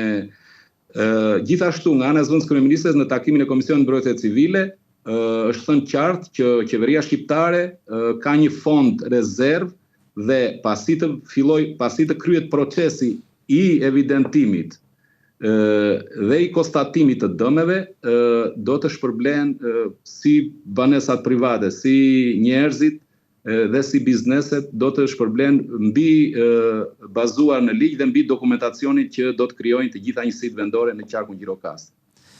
Zoti Korkuti, ju falenderoj për gjitha informacionet, për përditësimin e plot të bërë në lidhje me qarkun e Gjirokastrës. Faleminderit, punë të mbarë në vijim. Faleminderit edhe juve, punë të mbarë. Do të vijojmë tani me tjera informacione. Vetëm për gjatë 3 mujorit të tretë të 2025-s, Banka e Shqipërisë intensifikoi blerjet e monedhës evropiane, duke tërhequr mbi 108 milionë euro për forcimin e rezervës valutore dhe njëkohësisht stabilitetin financiar. Në total për vitin 2025, blerjet arritën rreth 595 milionë euro, një nga nivelet më të larta ndër vite për të menaxhuar flukset valutore, por njëkohësisht edhe likuiditetin. Gjatë 3 mujorit të tretë të vitit 2025, Banka e Shqipërisë ka vijuar ndërhyrjet në tregun e brendshëm valutor, duke blerë euro, me synimin për të forcuar rezervën valutore dhe për të ruajtur stabilitetin financiar. Sipas të dhënave zyrtare, Banka e Shqipërisë ka zhvilluar 7 ankande për blerjen e valutës nga bankat e nivelit të dytë. Në total, gjatë kësaj periudhe janë blerë mbi 108 milionë euro, një nivel më i lartë krahasuar me 2-3 mujor të mëparshëm të vitit. Këto blerje janë pjesë e strategjisë të njoftuar më herët nga Banka e Shqipërisë dhe synojnë rritjen e rezervës valutore të vendit, por edhe menaxhimin e efekteve që vijnë nga flukset e larta valutore në ekonomi. Blerjet në tregun valutor kanë ndikuar gjithashtu në uljen e mungesës së likuiditetit në sistemin bankar. Gjatë gjithë vitit 2025, Banka e Shqipërisë ka blerë gjithsej rreth 595 milionë euro, duke e bërë këto një nga vitet me ndërhyrje më të larta në tregun valutor. Sipas bankës, këto veprime janë kryer në përputhje me objektivat e politikës monetare dhe stabilitetit financiar. Paralelisht, Banka e Shqipërisë ka kryer edhe disa veprime me institucione të tjera. Ministrisë së Financave janë shitur valuta për mbulimin e nevojave të saj, ndërsa janë regjistruar edhe disa blerje më të vogla nga institucione ndërkombëtare financiare. Banka e Shqipërisë thekson se këto ndërhyrje nuk synojnë të ndikojnë drejt për drejt në kursin e këmbimit, por të ruajnë funksionimin normal të tregut dhe të forcojnë pozicionin financiar të vendit. Sipas të dhënave, ndërhyrjet në tregun valutor kanë luajtur një rol të rëndësishëm në stabilizimin e tregut financiar gjatë muajve të verës, një periudhë karakterizuar nga rritja e paras në qarkullim dhe flukse të shtuara valutore. Shifra prej 595 milionë eurosh nuk përfaqëson blerjet rutinë për rezervën dhe marrëveshjet me institucionet e tjera. Ndërkohë familjet shqiptare po përballen me rritjen e çmimeve për produktet domosdoshme, sidomos rritja e një fëmie po bëhet gjithmonë e mekushtueshme, pasi në mënyrë të veçantë ushqimet për fëmijë kanë patur rritje të ndjeshme përgjatë vitit 2025. Rritja e një fëmie në Shqipëri po bëhet gjithmonë më e kushtueshme, ndërsa një nga zërat më bazik të shpenzimeve, ushqimet për fëmijë, ka shënuar rritje të ndjeshme të çmimeve gjatë vitit 2025. Sipas të dhënave të Eurostat për indeksin e harmonizuar të çmimeve të konsumit, inflacioni mesatar vjetor për ushqimet për fëmijë në Shqipëri për periudhën janar-nëntor ka qenë rreth 3.1%. Në të njëjtën periudhë mesatarja e Bashkimit Evropian ka qenë rreth 1.2%, çka do të thotë se çmimet në Shqipëri janë rritur më shumë se 2 fish krahasuar me BE-n. Ushqimet për bebe përbëjnë një shpenzim të domosdoshëm dhe të pandryshueshëm për familjet me fëmijë të vegjël. Ndryshe nga produktet e tjera të konsumit, këto produkte nuk mund të zëvendësohen lehtësisht apo të hiqen nga shporta mujore, duke bërë çdo rritje çmimi një barë direkte për buxhetet familjare. Të dhënat tregojnë se presioni mbi çmimet u rrit ndjeshëm gjatë pranverës. Në muajt prill, maj dhe qershor të vitit 2025, inflacioni për këtë kategori arriti nivele rreth 5% sipas Eurostat, duke reflektuar një përshpejtim të kostove për familjet me fëmijë. Edhe pse në muajt pasuese ritmet u ngadalsuan disi, çmimet mbetën në nivele më të larta se në fillim të vitit. Në nivel evropian, rritjet më të forta të çmimeve për ushqimet për fëmijë gjatë vitit 2025 u regjistruan kryesisht në vendet e Europës qendrore dhe lindore. Sipas të dhënave të Eurostat, Kosova shënoi normat më të lartë me 7.7%, ndjekur nga Hungaria, Malta, Slovenia dhe Letonia, ku inflacioni për këtë kategori u luhat mes 4% dhe 6%. Në këtë kontrast, një pjesë e vendeve të Europës perëndimore si Franca, Belgjika, Danimarka dhe Finlanda shënuan inflacion negativ ose rritje shumë të ulta, duke reflektuar stabilitet më të madh të çmimeve për këtë kategori thelbësore. Ndërkohë emigrantët shqiptarë jashtë vendit kanë norma të larta punësimi, por vetëm 4% prej tyre janë të vetpunësuar. Vetpunësimi rritet pas kthimit në vend, veçanërisht tek gratë e kthyer herët, të cilat shfaqin angazhim më të lartë në sipërmarrje. Emigrantët shqiptarë që jetojnë dhe punojnë jashtë vendit shfaqin nivele më të larta punësimi krahasuar me popullsinë jo emigrante në Shqipëri. Por një element dallues i pozicionimit të tyre në tregun e punës mbetet forma e punësimit. Të dhënat tregojnë se ndonse emigrantët janë më aktiv në tregjet e huaja të punës, ata kanë shkallë dukshëm më të ulët vetpunësimi krahasuar me shqiptarët që nuk kanë emigruar, duke u orientuar kryesisht drejt punësimit të varur. Sipas statistikave, vetëm 4% e emigrantëve shqiptarë jashtë vendit janë të vetpunësuar, një nivel shumë më i ulët krahasuar me 28% të vetpunësuar mes jo emigrantëve në Shqipëri. Megjithatë, të dhënat nxjerrin në pa ndryshime të rëndësishme në lidhje me vetpunësimin pas kthimit në vend. ndërsa gjithë të kthyerit e punësuar, 25% e burrave dhe 21% e krave janë të vetpunësuar, çka tregon një angazhim relativisht të ngjashëm midis gjinive. Të kthyerit e hershëm shfaqin madje një hendek gjinor të përmbysur në vetpunësim, ku 41% e grave janë të vetpunësuara, krahasuar me 25% të burrave. Studimet të mëparshme kanë treguar se gratë e kthyer në Shqipëri, veçanërisht ato me periudha më të shkurtra emigrimi, përballen me pegesa të konsiderueshme në punësimin e paga, gjë që shpesh i çon drejt vetpunësimit, si një zgjidhje e detyruar. Ndër të kundërt, ndër të kthyerit që nuk u rikthyen herët, niveli i vetpunësimit është më i ulët në përgjithësi, me 19% për burrat dhe 10% për gratë. Kjo sugjeron se individët që kanë qëndruar më gjatë jashtë vendit mund të kenë akses më të mirë në punësim me paga, fal aftësive dhe burimeve të akumuluara, ose të përballen me më pak presion të menjëhershëm për të gjeneruar të ardhurat përmes aktivitetit të pavarur ekonomik. Në përfundim, të dhënat tregojnë se emigrimi rrit mundësinë për punësim, por jo domosdoshmërisht për sipërmarrje. Vetpunësimi shfaqet më shumë si një strategji për shtatje e paskthimit në vend, veçanërisht për gratë dhe të kthyerit e hershëm, duke reflektuar potencialin ashtu dhe kufizimet strukturore të integrimit ekonomik të emigrantëve shqiptar. Në ligjin e ri për ndryshimet klimatike parashikohet dyfishimi i gjobave për subjektet që shkelin detyrimet ligjore mbi monitorimin dhe raportimin e gazrave serë. Vlera e gjobave varion nga 2 milion në 4 milion lekë ose dyfish më të larta krahasuar me penalitetet aktuale. Dyfishimi i gjobave për subjektet që shkelin detyrimet ligjore mbi monitorimin dhe raportimin e gazeve serë. Gjithçka përcaktohet në ligjin e ri për ndryshimet klimatike, sipas të cilit operatorët e instalimeve, subjektet e rregulluara si dhe shoqëritë e transportit ajror e detar, që ushtrojnë aktivitet pa autorizim ose pa plan monitorimi të miratuar, do të ndëshkohen me gjoba që variojnë nga 2 milion në 4 milion lekë. Ky nivel është 2 herë më i lartë krahasuar me gjobat aktuale, të cilat luhaten mes 1 dhe 2 milion lekësh. Gjoba do të rritet për ditë me 2% të vlerës deri në korrigjimin e shkeljes. Po ashtu, masa ndëshkuese do aplikohet edhe për mos raportim të dhënave mbi shkarkimet e gazeve serë ose për mos njoftim të ndryshimeve që kërkojnë përditësim të lejes mjedisore. Ndryshimet vendosin gjithashtu detyrime të qarta ligjore për kompanitë që prodhojnë, transportojnë ose përdorin lëndë ndjekse, si dhe për sektorë të tjerë, sikurse është aviacioni apo transporti detar. Këto subjekte do jenë të detyruara të monitorojnë dhe raportojnë saktësisht shkarkimet e gazeve serë, ndërsa raportet do verifikohen nga auditues të akredituar dhe do dorëzohen pranë Agjencisë Kombëtare të Mjedisit. Ndryshimet prekin një gamë të gjerë aktivitetesh industriale me shkarkime të larta të gazeve serë, një pjesë të cilave dhe aktualisht kanë qenë të detyruara të monitorojnë emetimet e tyre, por tashmë ky proces do kryhet përmes sistemit monitorim, raportim, verifikim dhe akreditim në përputhje me standardet e Bashkimit Evropian. Rreth 2.5 milion pasuritë paluajtshme të qytetarëve shqiptar do të nisin gradualisht të hidhen në kadastrën fiskale, e cila tashmë është funksionale dhe më pas, pasi të bëhet edhe ky përditësim, do të nis edhe funksionimi i taksës së pronës.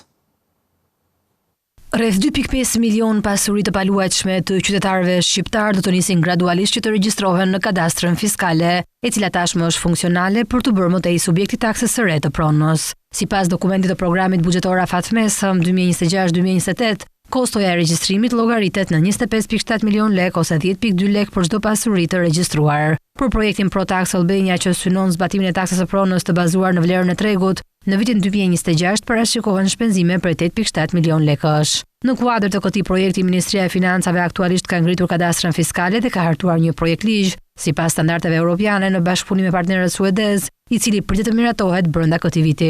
Sipas Ministrisë së Financave, brenda vitit 2026 të gjitha bashkitë do të jenë të integruara në sistemin e kadastrës fiskale dhe gradualisht do të fillojë regjistrimi i pronave në sistem. Në vitin 2027 parashikohet të kryhet procesi kombëtar i vlerësimit të pronave, ndërsa ligji i ri i cili përfshin aplikimin e taksës së re të pronës sipas vlerës së tregut parashikohet të hyjë në fuqi në vitin 2028 dhe në vitin 2030 do të nisë zbatimi i taksës mbi tokën apo truallin, ka finalizon reformën e taksës së pasurisë. Buxheti 2026 ka parashikuar një rritje të mëtejshme të ardhurave nga kjo taksë për llogaritë bashkive, me një total vjetor prej 10 miliard lekë apo rreth 100 milion euro, ose rreth 1.4 miliard lekë më shumë se sa në vitin 2025. Por pavarësisht se do të ketë një listë të ri dhe kadastër fiskale funksionale, kjo reformë kërkon angazhimin e plotë të bashkive për të garantuar zbatimin sa më efikas. Taksa që do të aplikohet mund të variojë nga 0.035% deri në 0.065% për banesat dhe nga 0.14% deri në 0.26% për ambientet komerciale. Megjithatë, ende nuk ka koeficient zyrtar, pasi do të pasqyrohen në projekt ligjin e ri që do të hidhet për konsultim publik. Ndërsa në anën tjetër, të gjithë qytetarët të cilët kanë në pronësi pasuritë paluajtshme mund të fillojnë të kryejnë procesin e rivlerësimit me vlerën e tregut duke paguar një normë tatimore prej 5% me të çmit të mëparshëm dhe atij aktual. Ky proces do të fillojë në datën 22 janar, ndërsa merret gjatë javës u dekretua edhe nga presidenti Begaj. Nga data 22 janar deri më 31 dhjetor 2026, të gjithë individët të cilët kanë në pronësi pasuri të paluajtshme do të kenë mundësi që të bëjnë rivlerësimin e kësaj pasurie me vlerën e tregut, duke paguar një normë tatimore prej 5%. Ligji për rivlerësimin e pasurisë së paluajtshme është botuar në fletoren zyrtare dhe hyn zyrtarisht në fuqi më 22 janar dhe nga kjo iniciativë pritet të përfitojnë drejt për drejt 500.000 familje. Referuar ligjit, kërkesat për rivlerësim të dorëzuara pranë Agjencisë Shtetërore të Kadastrës, për të cilat janë kryer pagesat e tatimit por nuk kanë përfunduar procedurat administrative nga ASHK-ja, brenda datës 31 dhjetor 2026, konsiderohen objekt të rivlerësimi sipas këtij ligji dhe procedurat administrative përfundojnë deri më 31 mars 2027. Por cilat janë procedurat që duhet të ndjekin qytetarët për rivlerësimin. Rivlerësimi mund të bëhet nga një ekspert i licencuar për vlerësimin e pasurisë së paluajtshme, nga institucionet përkatëse ose nga drejtoritë vendore të Agjencisë Shtetërore të Kadastrës. Në rast se individi vendos që të kryejë rivlerësimin me vlerën e tregut, atëherë ai zgjedh një ekspert të licencuar. Aplikimit të tij për rivlerësim të pasurisë së paluajtshme i bashklidhet edhe akti i vlerësimit të ekspertit. Në këtë rast, drejtoritë vendore të Agjencisë Shtetërore të Kadastrës përllogarisin bazën e tatueshme e cila llogaritet si diferencë ndërmjet vlerës së pasqyruar në aktin e vlerësimit të ekspertit, e cila nuk mund të jetë më e vogël se çmimet fiskale në fuqi në momentin e rivlerësimit, dhe vlerës së regjistruar të pasurisë ose vlerës së rivlerësuar sipas ligjeve të mëparshme të rivlerësimit, për të cilën është paguar tatimi, si dhe tatimin që duhet të paguajë individi për të regjistruar këtë rivlerësim. Në rast se individi vendos që rivlerësimi të kryhet me çmimet minimale fiskale në fuqi, atëherë ai aplikon pranë Agjencisë Shtetërore të Kadastrës dhe ky fakt shprehet në formularin që i bashklidhet aplikimit të tij për rivlerësim.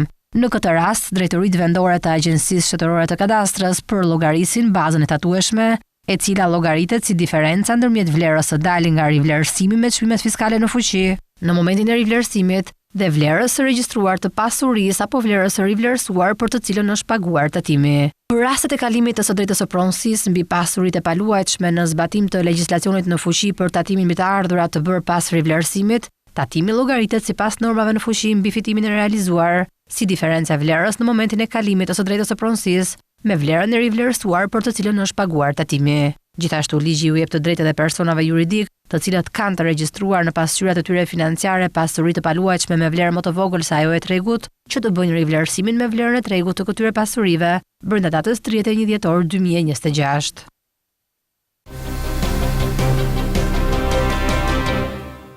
Dhe mëngjesisht në lidhje me kadastrën fiskale, por njëkohësisht edhe procesin e rivlerësimit pasurive të paluajtshme, do diskutojmë me zotin Gjergji Begaj, ekspert për çështjet e pronave. Zoti Begaj, përshëndetje, mirë se erdhët. Faleminderit ju. Atëherë ta nisim me kadastrën fiskale, rreth 2.5 milion prona do të hidhen së shpejti në kadastrën fiskale, pronat të shqiptarëve patjetër, dhe më pas do të nisë edhe procesi i aplikimit të taksës mbi pronën. Fillimisht si e cilësoni këtë, nëse mund ta quajmë, digitalizim të pronave në vendin tonë? Shumë, kjo është një temë sa interesante dhe në interes dhe të qytetarëve, po dhe të vetë institucionit të ASHK-s që të përmbylli sa më shpejt regjistrimin e pronave dhe të futem në sistemin digital që do të thotë që të hiqen letrat dhe çdo gjë të kalojë në sistem. Siç është sistemi i bankave sot që punon direkt në sistem. Po. Tani, është punuar, sepse me që di ka gati 2 dekada që është ndërmarrë një reformë me thellë për sa i përket digitalizimit të dokumentacione për të futur pronat në sistem, që quhet sot hipoteka digitale. Pra në institucionit të ASHK-s janë ngritur grupe pune që punojnë futjet me sistemimin e dokumentacionit duke i skanuar në pjesën më të madhe, por jo vetëm, edhe në teren ka punuar grupe pune për të azonuar hartat sipas terrenit me instrumenta digjitale. Dhe hartat futen në sistem të bashkëlidhen bashkë me këto të tjera aty. Tani kjo është gjë e mirë, normalisht, sepse është një revolucion për herë të parë që bëhet në hipotekat shqiptare, pasi gjithë dokumentacionet kanë qenë mbajtur në rrugë manuale ose po themi me dosje për arshiva, që ishte një barë e rëndë edhe për vetë punësit e hipotekave ose të AZK-s që quhet sot për marrjen për dhënien e shërbimit, pasi duhet të uleshin në arshiv për të marrë dokumentat, duhet të shkoshin në sipër, pastaj të vazhdonin të hapin letër. Tashmë, me futjen në sistem të si fillim 2.500.000 pasurive, por në tërësi janë dy fiqe vlerës, janë diku ke 5 milion titujve pronësie. Normalisht që kjo është faza, mund të jetë po themi përmbyllet 50% e fazës parë, dhe do të vazhdoj digitalizimi. Është gjë e mirë, sepse tashmë nuk përdoren më letër fizikisht dosjet, por punohet me sistem. Që do të thotë, në moment që specialisti, qytetari kërkon të marrë një shërbim nga AZK-ja për çdo lloj forme, specialisti ka të lehtë sepse tani klikon në sistem dhe direkt I vjen gjithë dokumentacioni I hapet në ekran, domethënë edhe punon në korrekord. E ka aty. Shpejt. E ka aty dhe të saktë. Kjo është ajo që është quhet hipoteka digjitale, për ta përmbledhur me një fjalë. Domethënë, igjen arshivat e vjetra mbahen aty normalisht sepse derisa ka një afat ligjor, derisa të sistemohet mirë dhe të mbahen në arshivat digjitale, dokumentacioni I pronave. Të jetë, të kenë portofol digital, çdo pronë të ketë portofolin e vet në sistemet e IT-s të AZK-ve. Njëkohësisht, zoti Begaj, ndër tjera, përveç përfitimeve që ju I përmendët, do të përfitojnë edhe bashkit, sepse do të fillojë gradualisht edhe zbatimi ose mbledhja më saktë e taksës së pronës. Në opinionin tuaj, taksa mbi pronën do ta rregullojë tregun në tërësi? Shiko, po si çdo vend I zhvilluar, po themi I Komunitetit Evropian edhe botës moderne që sot shteti mbahet me taksa, dhe nëpërmjet taksave jep dhe shërbime qytetarit, sepse kjo është dhënie marrë, domethënë është në të dy krahët, sepse po nuk pati taksa, të mbledhet taksa nuk ka shërbime, është normale. Do të jetë gjë mirë sepse I kanalizon dhe normalisht që qytetarët bëhen të përgjegjshëm, sepse për çdo pronë që ka një vlerë, është detyruar për një taksë të caktuar brenda normave. Po. Është vendosur nga ligjvënësit. Domethënë që do të kanalizojë këtë dhe tashmë parcelimi dhe futja në sistem digital do të ketë çdo pronë, do të ketë hartën e vet në zonë caktuar dhe është vendosur çmimi fiskal sipas zonës kadastrale dhe do paguaj për aq pronë sa domethënë ka vlerë normalisht. Se tashmë taksa ka qenë e përgjithshme, domethënë, pasi nuk janë ndarë në kanale ose në zonat kadastrale dhe të ndashin me çmimet sipas zonave kadastrale çmimi fiskal. Tashmë është bërë kjo domethënë ky lloj po themi kjo lloj pune që është bërë nga AZK-ja, kjo reforma është bërë një punë e madhe dhe tash po kanalizohen që çdo pronë në vend caktuar do të ketë një vlerë caktuar sipas vendit. Dhe do paguajë taksën e vet. Po. Aty. Kështu që është gjë e mirë dhe për shtetin, por dhe për qytetarët. Është për të dy katë. Po. Zoti Begaj, në datën 22 të këtij muaji, 22 janar, do të fillojë procesi I rivlerësimit të pasurive të paluajtshme në nivelin e 5%. Nga ajo që keni parë deri më tani, ka pasur interes nga qytetarët për të rivlerësuar, për të shtuar vlerën pronave të tyre? Ka gati një vit që u tha që do të rihapet rivlerësimi, sepse deri tash po themi që nga 2013 që ka qeverisur Partia Socialiste, po dhe më përpara janë bërë me çka ndjeni 3 rivlerësime. Domthonë ose mund ta quajmë amnisti, pasi taksa e pronës dhe kalimit të pronës ka qenë nga 10%, kaloi me 15%. dhe janë bërë 3 herë rivlerësime, një me 1%, një me 2%, pastaj me 3%. Tani me 5%. Tamam. Po, interesi është i lartë, ka pritshmëri nga qytetarët, pasi kursejnë goxha para, sepse gati 10% që ju kalon favor të tyre, por këtu ka interes edhe vetë shteti, Ministria e Financave, pasi shëndoshet e buxheti, sepse për një periudhë një vjeçare parashikohet që të derret një shumë nga rivlerësimet e parafort gati 130-150 milion euro, domethënë është pritshmëria nga rivlerësimet që ne kemi marrë nga grupet e ekspertëve. Po, nga ky 5%. Por këtu përfitojnë edhe qytetarët, pasi është ajo që thash në fillim që kursen ose fitojnë ato 10% dhe pusin në buxhet të tyre.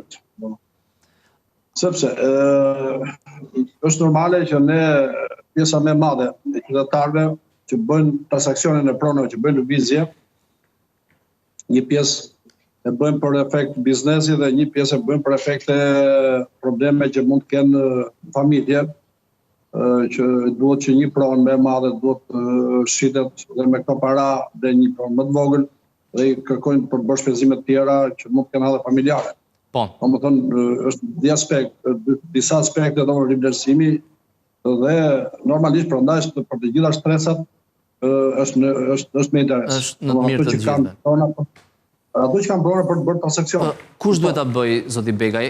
Supozojmë njëri që ka për ta shitur shtëpinë e tij apo një pronë caktuar, patjetër duhet ta bëj rivlerësimin. Nëse nuk e ka bërë, por edhe nëse e ka bërë tek i fundit ka mbështypjen me dinamikën që ka pasur tregu, vlera sërish është rritur.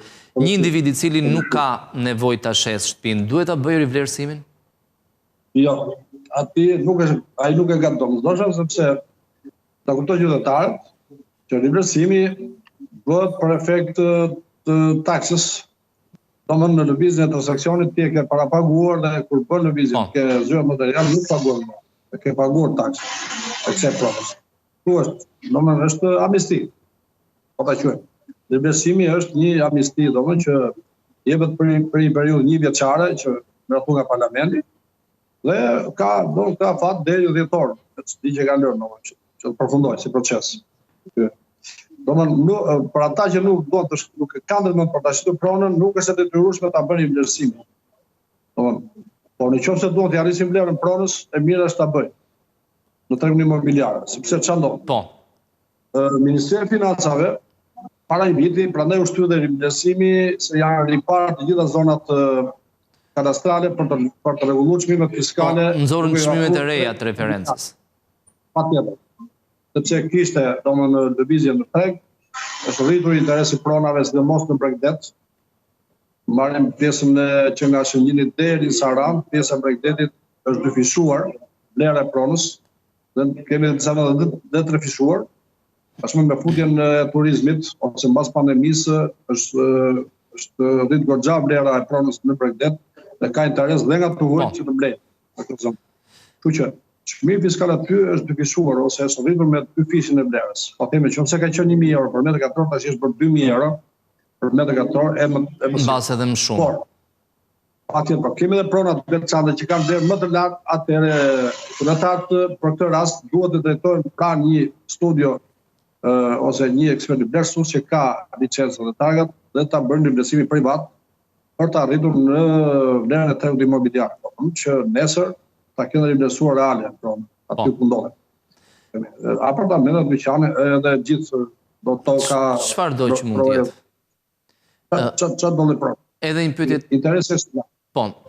Edhe një pyetje zoti Begaj në lidhje me në terma Mafa Gjatë, për të mos pasur fushata të kësaj natyre, rivlerësime 2%, 3% apo 5%, mos duhet që tatimi mbi fitimin kapital, ai 15%-shi tjetë nivele më të ulta dhe shmangin në këtë mënyrë edhe këto fushata? Patjetër.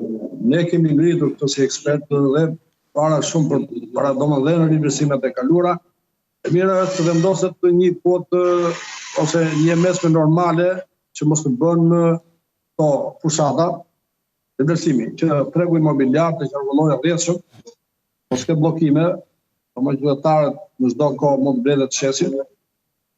Edhe të gjërat janë mesme për një fat, po themi 10 vjeçar, pastaj të shikojmë ligji.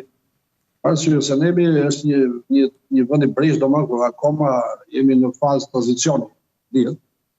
Edhe po aderojmë që të hyjmë në Vendin Evropian me kushte që kërkon Vendi Evropian dhe me norma. Por normalisht që tregu imobiliar tek ne nuk është njohur dikur tregu imobiliar, po ka filluar ai tani ka marrë atë ngarkesën në fazën, ka hyrë në fazat e normalitetit, siç është në tregun po themi në Amerikë, në Evropë, është i parafruar. Por ka një gjë që atë që sabotash që shqiptarët shesin edhe për biznes, por shesin edhe për nevoja financash ose për hap.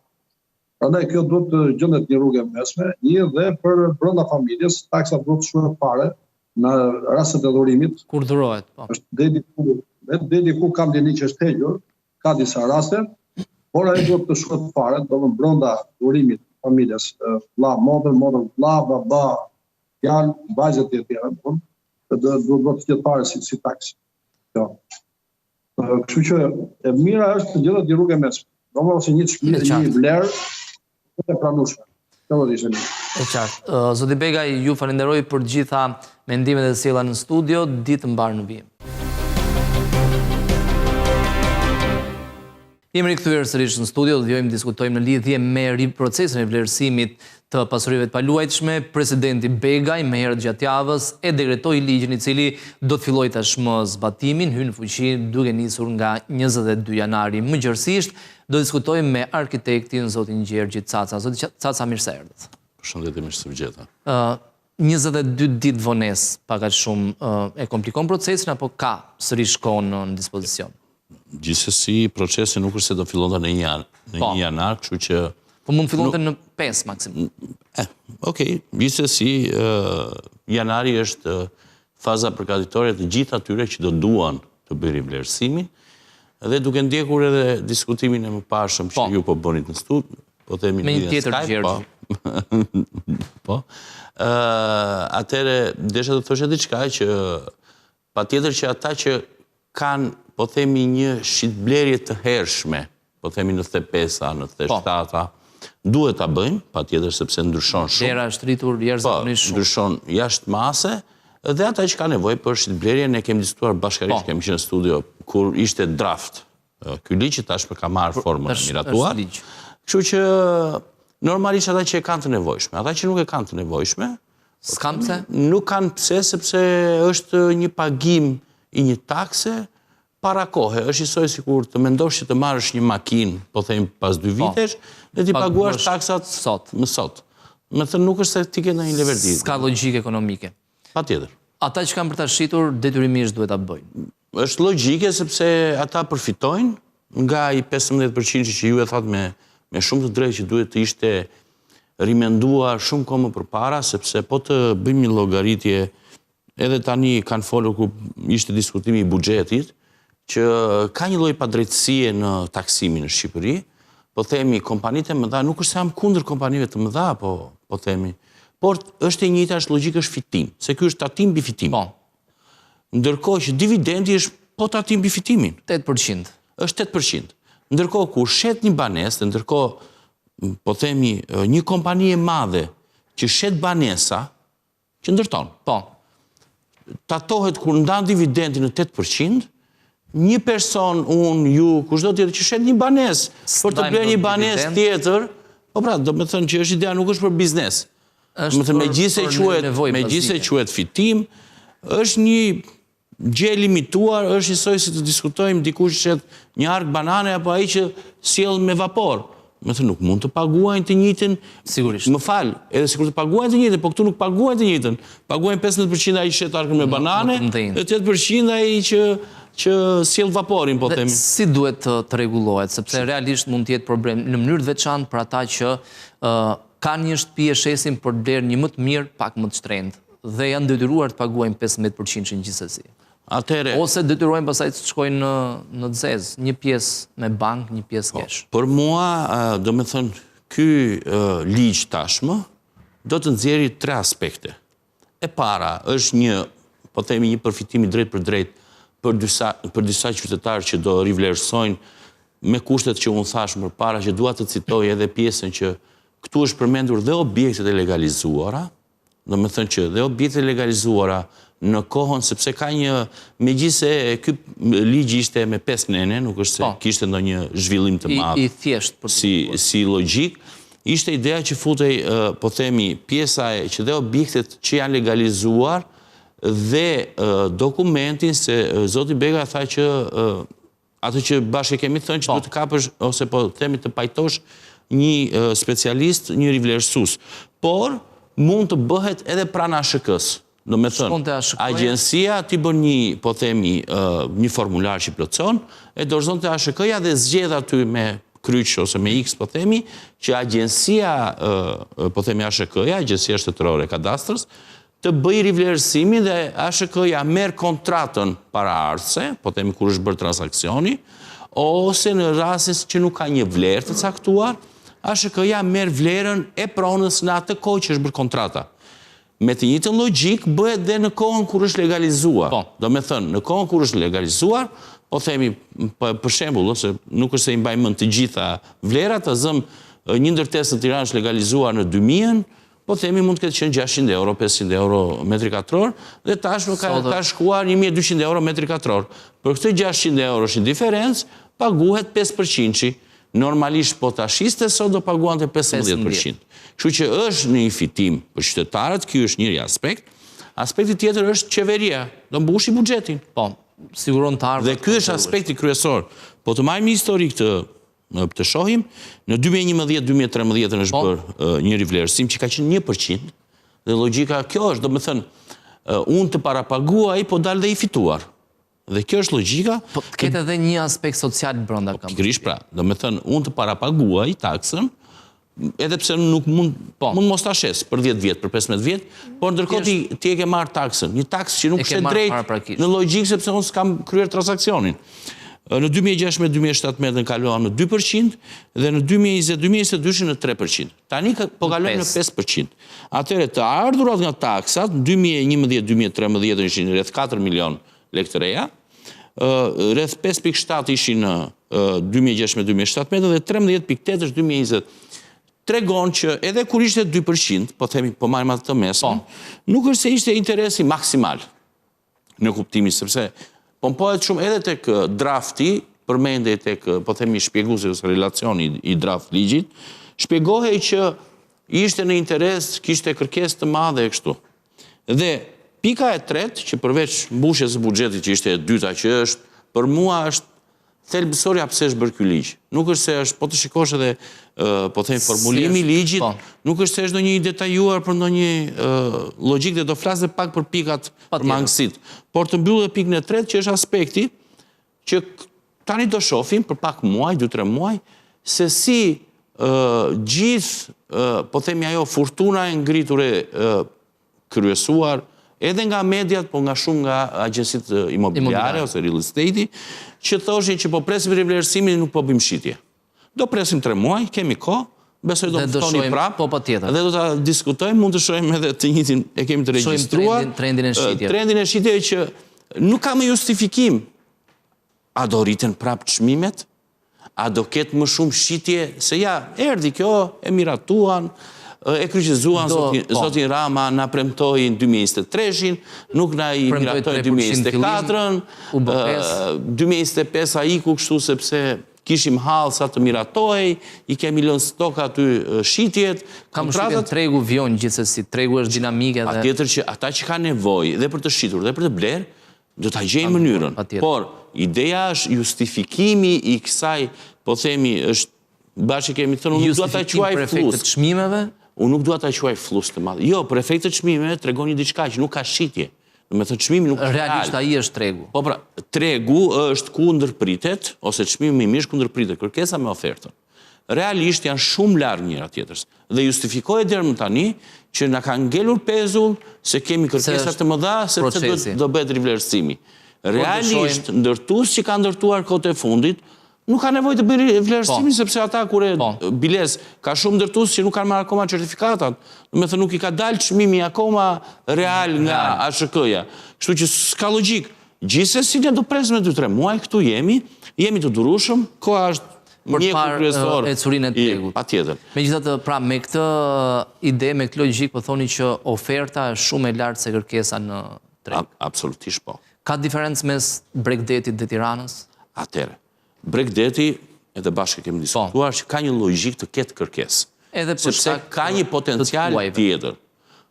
Unë e kam përmendur, jo pak, është zona e Paskuqanit që ka pasur një boom këto 2-3 vjetë, dhe gjithë justifikimi atyre që përmendin që aty ka shitje, është vind të huajt.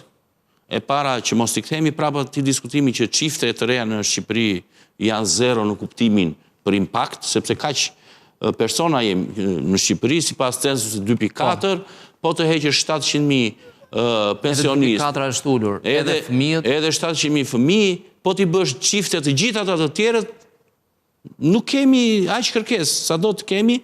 Përveç dhe fakti që ne kemi dalë vendi dytë pas Kosovës, me diku 84% që zotrojmë një banesë. Do me thënë kemi është edhe kulturë dhe traditë. Edhe kulturë dhe traditë, kështu që i bie që kërkesa është investime dhe 2023 dhe 2024, do shohim raportin 2025, nga të huajt kanë qenë shumë pak, ose po themi rreth diku ka qenë 2023-2024, ka qenë diku 2.800 dhe 3.200, po t'i përkthejmë në apartamente 100 metra katror.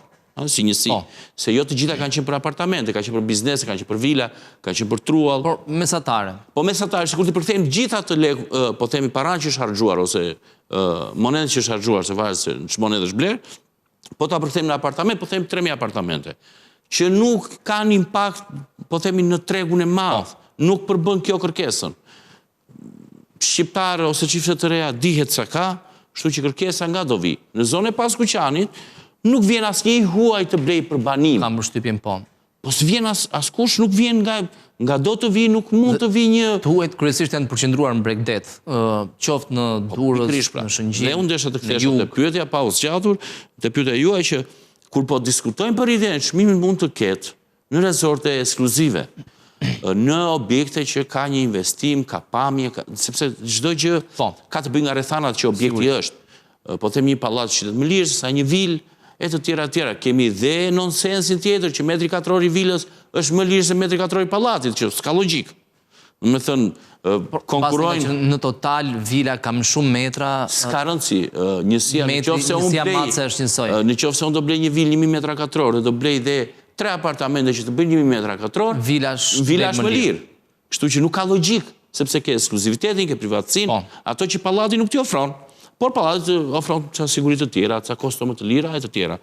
Gjithsesi, doja të thosha që Bregdeti ka një logjik, po nuk po flasi për logjikën që po ndjek Vlora sot, ose po ndiqte deri dje, sepse edhe në Vlorë po të shikosh, kanë dalë dhe në emisione kështu live që vetë real estate-it kishin përplasje me njëri tjetrin që i thoshte unë kam 75 apartamente në Vlorë, merri shiti me që ka kaq kërkesë.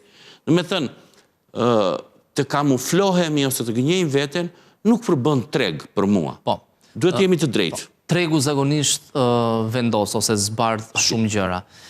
Ndoqëm një kronik pak më parë, kadastra fiskale është duke funksionuar, do hidhen 2.5 milion prona, pas kësaj do filloj të mblidhet dhe taksa e pronës, pikërisht taksa e pronës. Mund të rregulloj tregu në aspektin e çmimeve, sepse ndërtuesit, ata që kanë shumë banesa, nuk kanë interes të mbajnë bosh, ose japin me qera, ose i shesin, sepse do paguajnë taksa në fundit. Atëherë, kjo është nga pikat që bashkë kemi diskutuar, dhe ne kam dhënë si opcion për të, sepse është një instrument që fillon rregullon tregun. Po nuk është vetëm kjo, është, po them, paraja e zezë ose informale, në sakt, që nuk është rrugë bankare ose në rrugë të lexueshme, drejt për drejt, përbën një pjesë, ose po themi atë që bën diferenca, dhe për mua çdo qeveri duhet ta luftojë në mënyrat më të mira, sepse ajo rregullon automatikisht tregun, rregullon ndershmërinë në konkurrueshmërinë e tregut. Dhe patjetër që taksa është një pikë fort, sepse siç ja u thash dhe herën e kaluar që kemi qenë bashkarisht, që në momentin që dikush nuk paguan dhe fillon të paguaj, do t'i shkoj ajo vlera, sa do t'a mbaj, do t'i ulet vlera, logjikisht sepse do t'jetë shpenzuar. Kështu që do të gjendet ajo e mesmja, por do të dojë një kohë. Domethënë kjo është nga ato të butat. Domethënë instrumenti but që do të japi efektin shumë gjatë, ose pas shumë kohe, sepse në fillim do të përballojnë taksën, do të përballojnë, por do jep efektin gjatë. Një nga logjikat ishte kjo, që normalisht është të përputhet, po themi, sidomos ndërtimet e reja, me çmimi real, po themi dhe kadastra, dhe tregu dhe të jeti deklaruar 100%. Të ketë një lloj lehtësie, ndoshta, siç është amnistia fiskale për pjesën e, po themi, lekëve të pa deklaruara, të ketë një lloj gjetje për këtë, do ishte një instrument që do të jepte efektet më shpejt. Dhe do të hynte në interes edhe ndërtuesve, të cilët me 100 hallet e veta, se nuk dua që t'i kryqëzojmë, por dhe ata janë aktorë në treg dhe realisht me veprimet dhe mos veprimet e tyre e përmirësojnë ose e përkeqësojnë tregun. Të themi të vërtetën, si dhe të gjithë.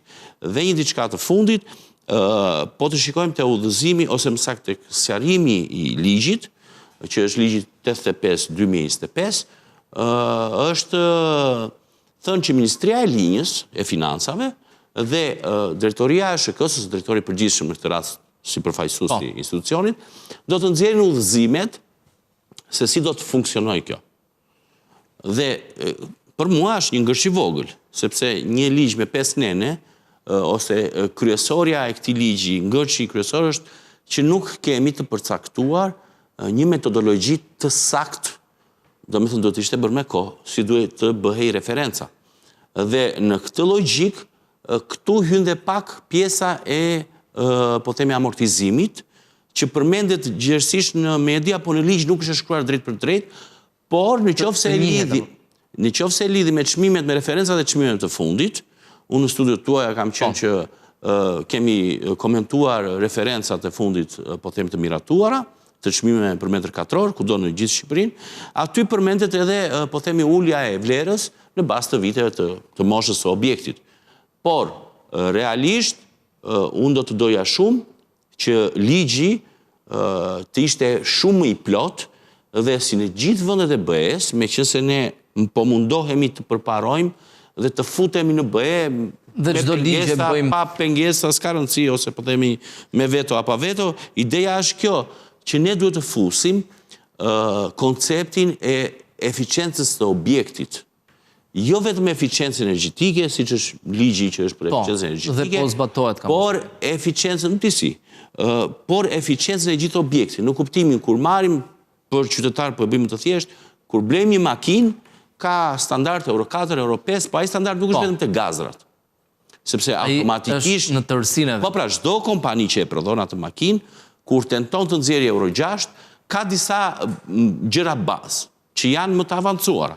E njëjta gjë ne duhet të fusim, jo më largu e ka marrë shembull, bashkë kemi qenë Greqinë.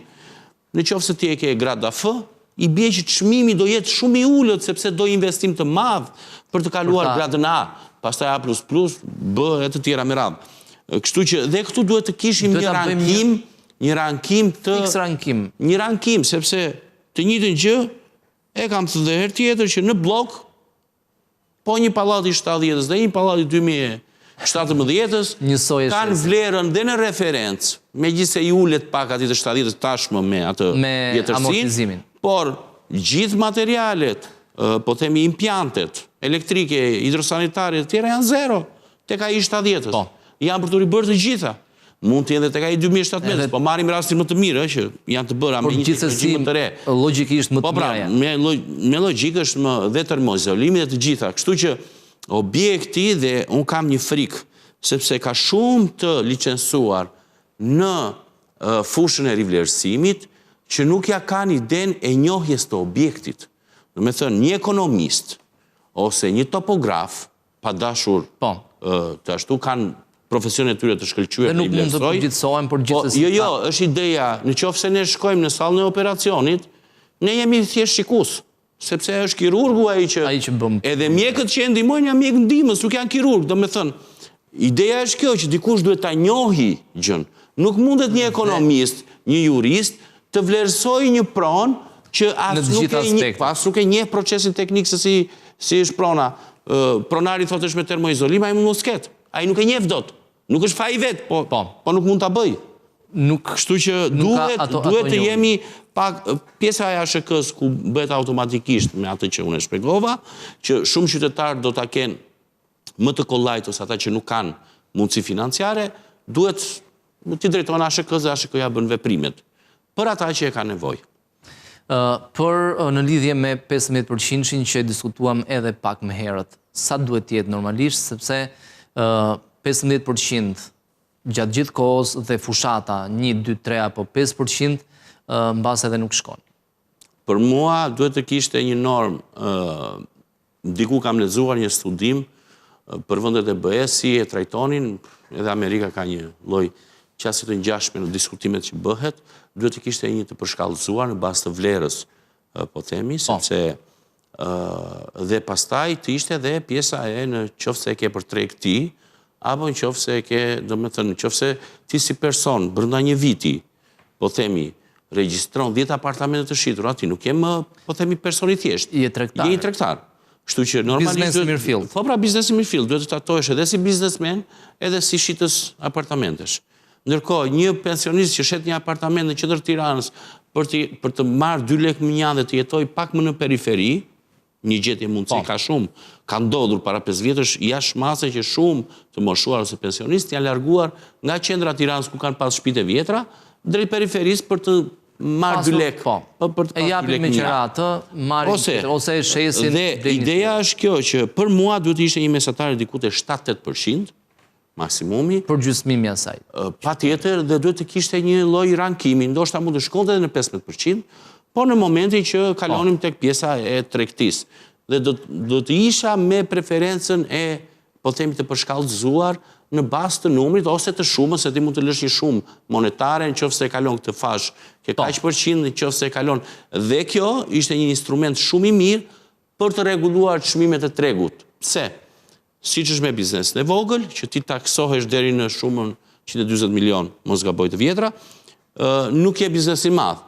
Kështu që të gjithë, po pra, të gjithë tentojnë që mos ta kalojnë atë shumë. Të qëndrojmë poshtë. Automatikisht ti nëse duhet ta kalosh, ose po themi, je detyruar që o të ulësh çmimin, o të rregullosh shitjen, o të ulësh numrin, biznes tjetër. Mos bëhet të hap, patjetër që janë ato makinacionet, po ideja është kjo, që bën një lloj frenimi edhe të mbi vlerësimit në treg. Janë disa mekanizma, shteti nuk të detyron dot sa do ta shesësh. Shteti ka të drejtë të taksoj dhe të udhëzoj, po themi, që ti të jesh, domethënë në treg, të jesh sa më i drejtë me çdo. Edhe tregu funksionon vetë pastaj. Po, patjetër. Faleminderit zoti Caca që ishin këtu. Ndërkohë ne do të rikthehemi shkurtimisht edhe një herë tjetër situatës së krijuar në vendin ton nga përmbytjet. Ka qenë delegacioni i Bashkimit Evropian që ndjek me shqetësim situatën e përmbytjeve në disa zona. Drejtoria e përgjithshme e BE-s për mbrojtjen civile dhe njëkohësisht ndihmën humanitare është në kontakt ngushtë me autoritetet shqiptare dhe po ndan informacion dhe pamje përkatëse të sateliteve. Së bashku me shtetet anëtare, BE-ja është e gatshme të mbështesë popullin shqiptar për përballimin e kushteve ekstreme atmosferike dhe njëkohësisht edhe të përfshijë mekanizmin e mbrojtjes civile të BE-s. Ky ishte njoftimi i BE-s, ndërkohë në një tjetër njoftim në lidhje me situatën e krijuar kryesisht një juglindje të vendit, njoftohet se në aksin rrugor Leskovik Përmet në zonën e fshatit Petran, si pasojë e çdimit të shtratit të rrugës, qarkullimi i mjeteve është plotësisht i pamundur për arsye sigurie. Ky aks rrugor do të mbetet i bllokuar deri në një njoftim të dytë. Ndërkohë, kryeministri Edi Rama shkruan se në Korçë mjetet, fadromat dhe punonjësit kanë qenë gjatë gjithë natës në teren dhe kanë vjuar punën që erë të mëngjes për garantimin e qarkullimit normal dhe të sigurisë banorëve. Që në orët e para të mëngjesit është bërë pastrimi oboreve dhe kopsheve në shkolla, si dhe heqja e akullit nga ambientet përreth për të siguruar mbarvajtjen e procesit mësimor. Në qytetet dhe në njësitë administrative nuk ka probleme, ndërkohë në fshatrat malore fadromat vjojnë punën për pastrimin dhe hapjen e rrugëve. Situata është në monitorim të vazhdueshëm nga strukturat përkatëse.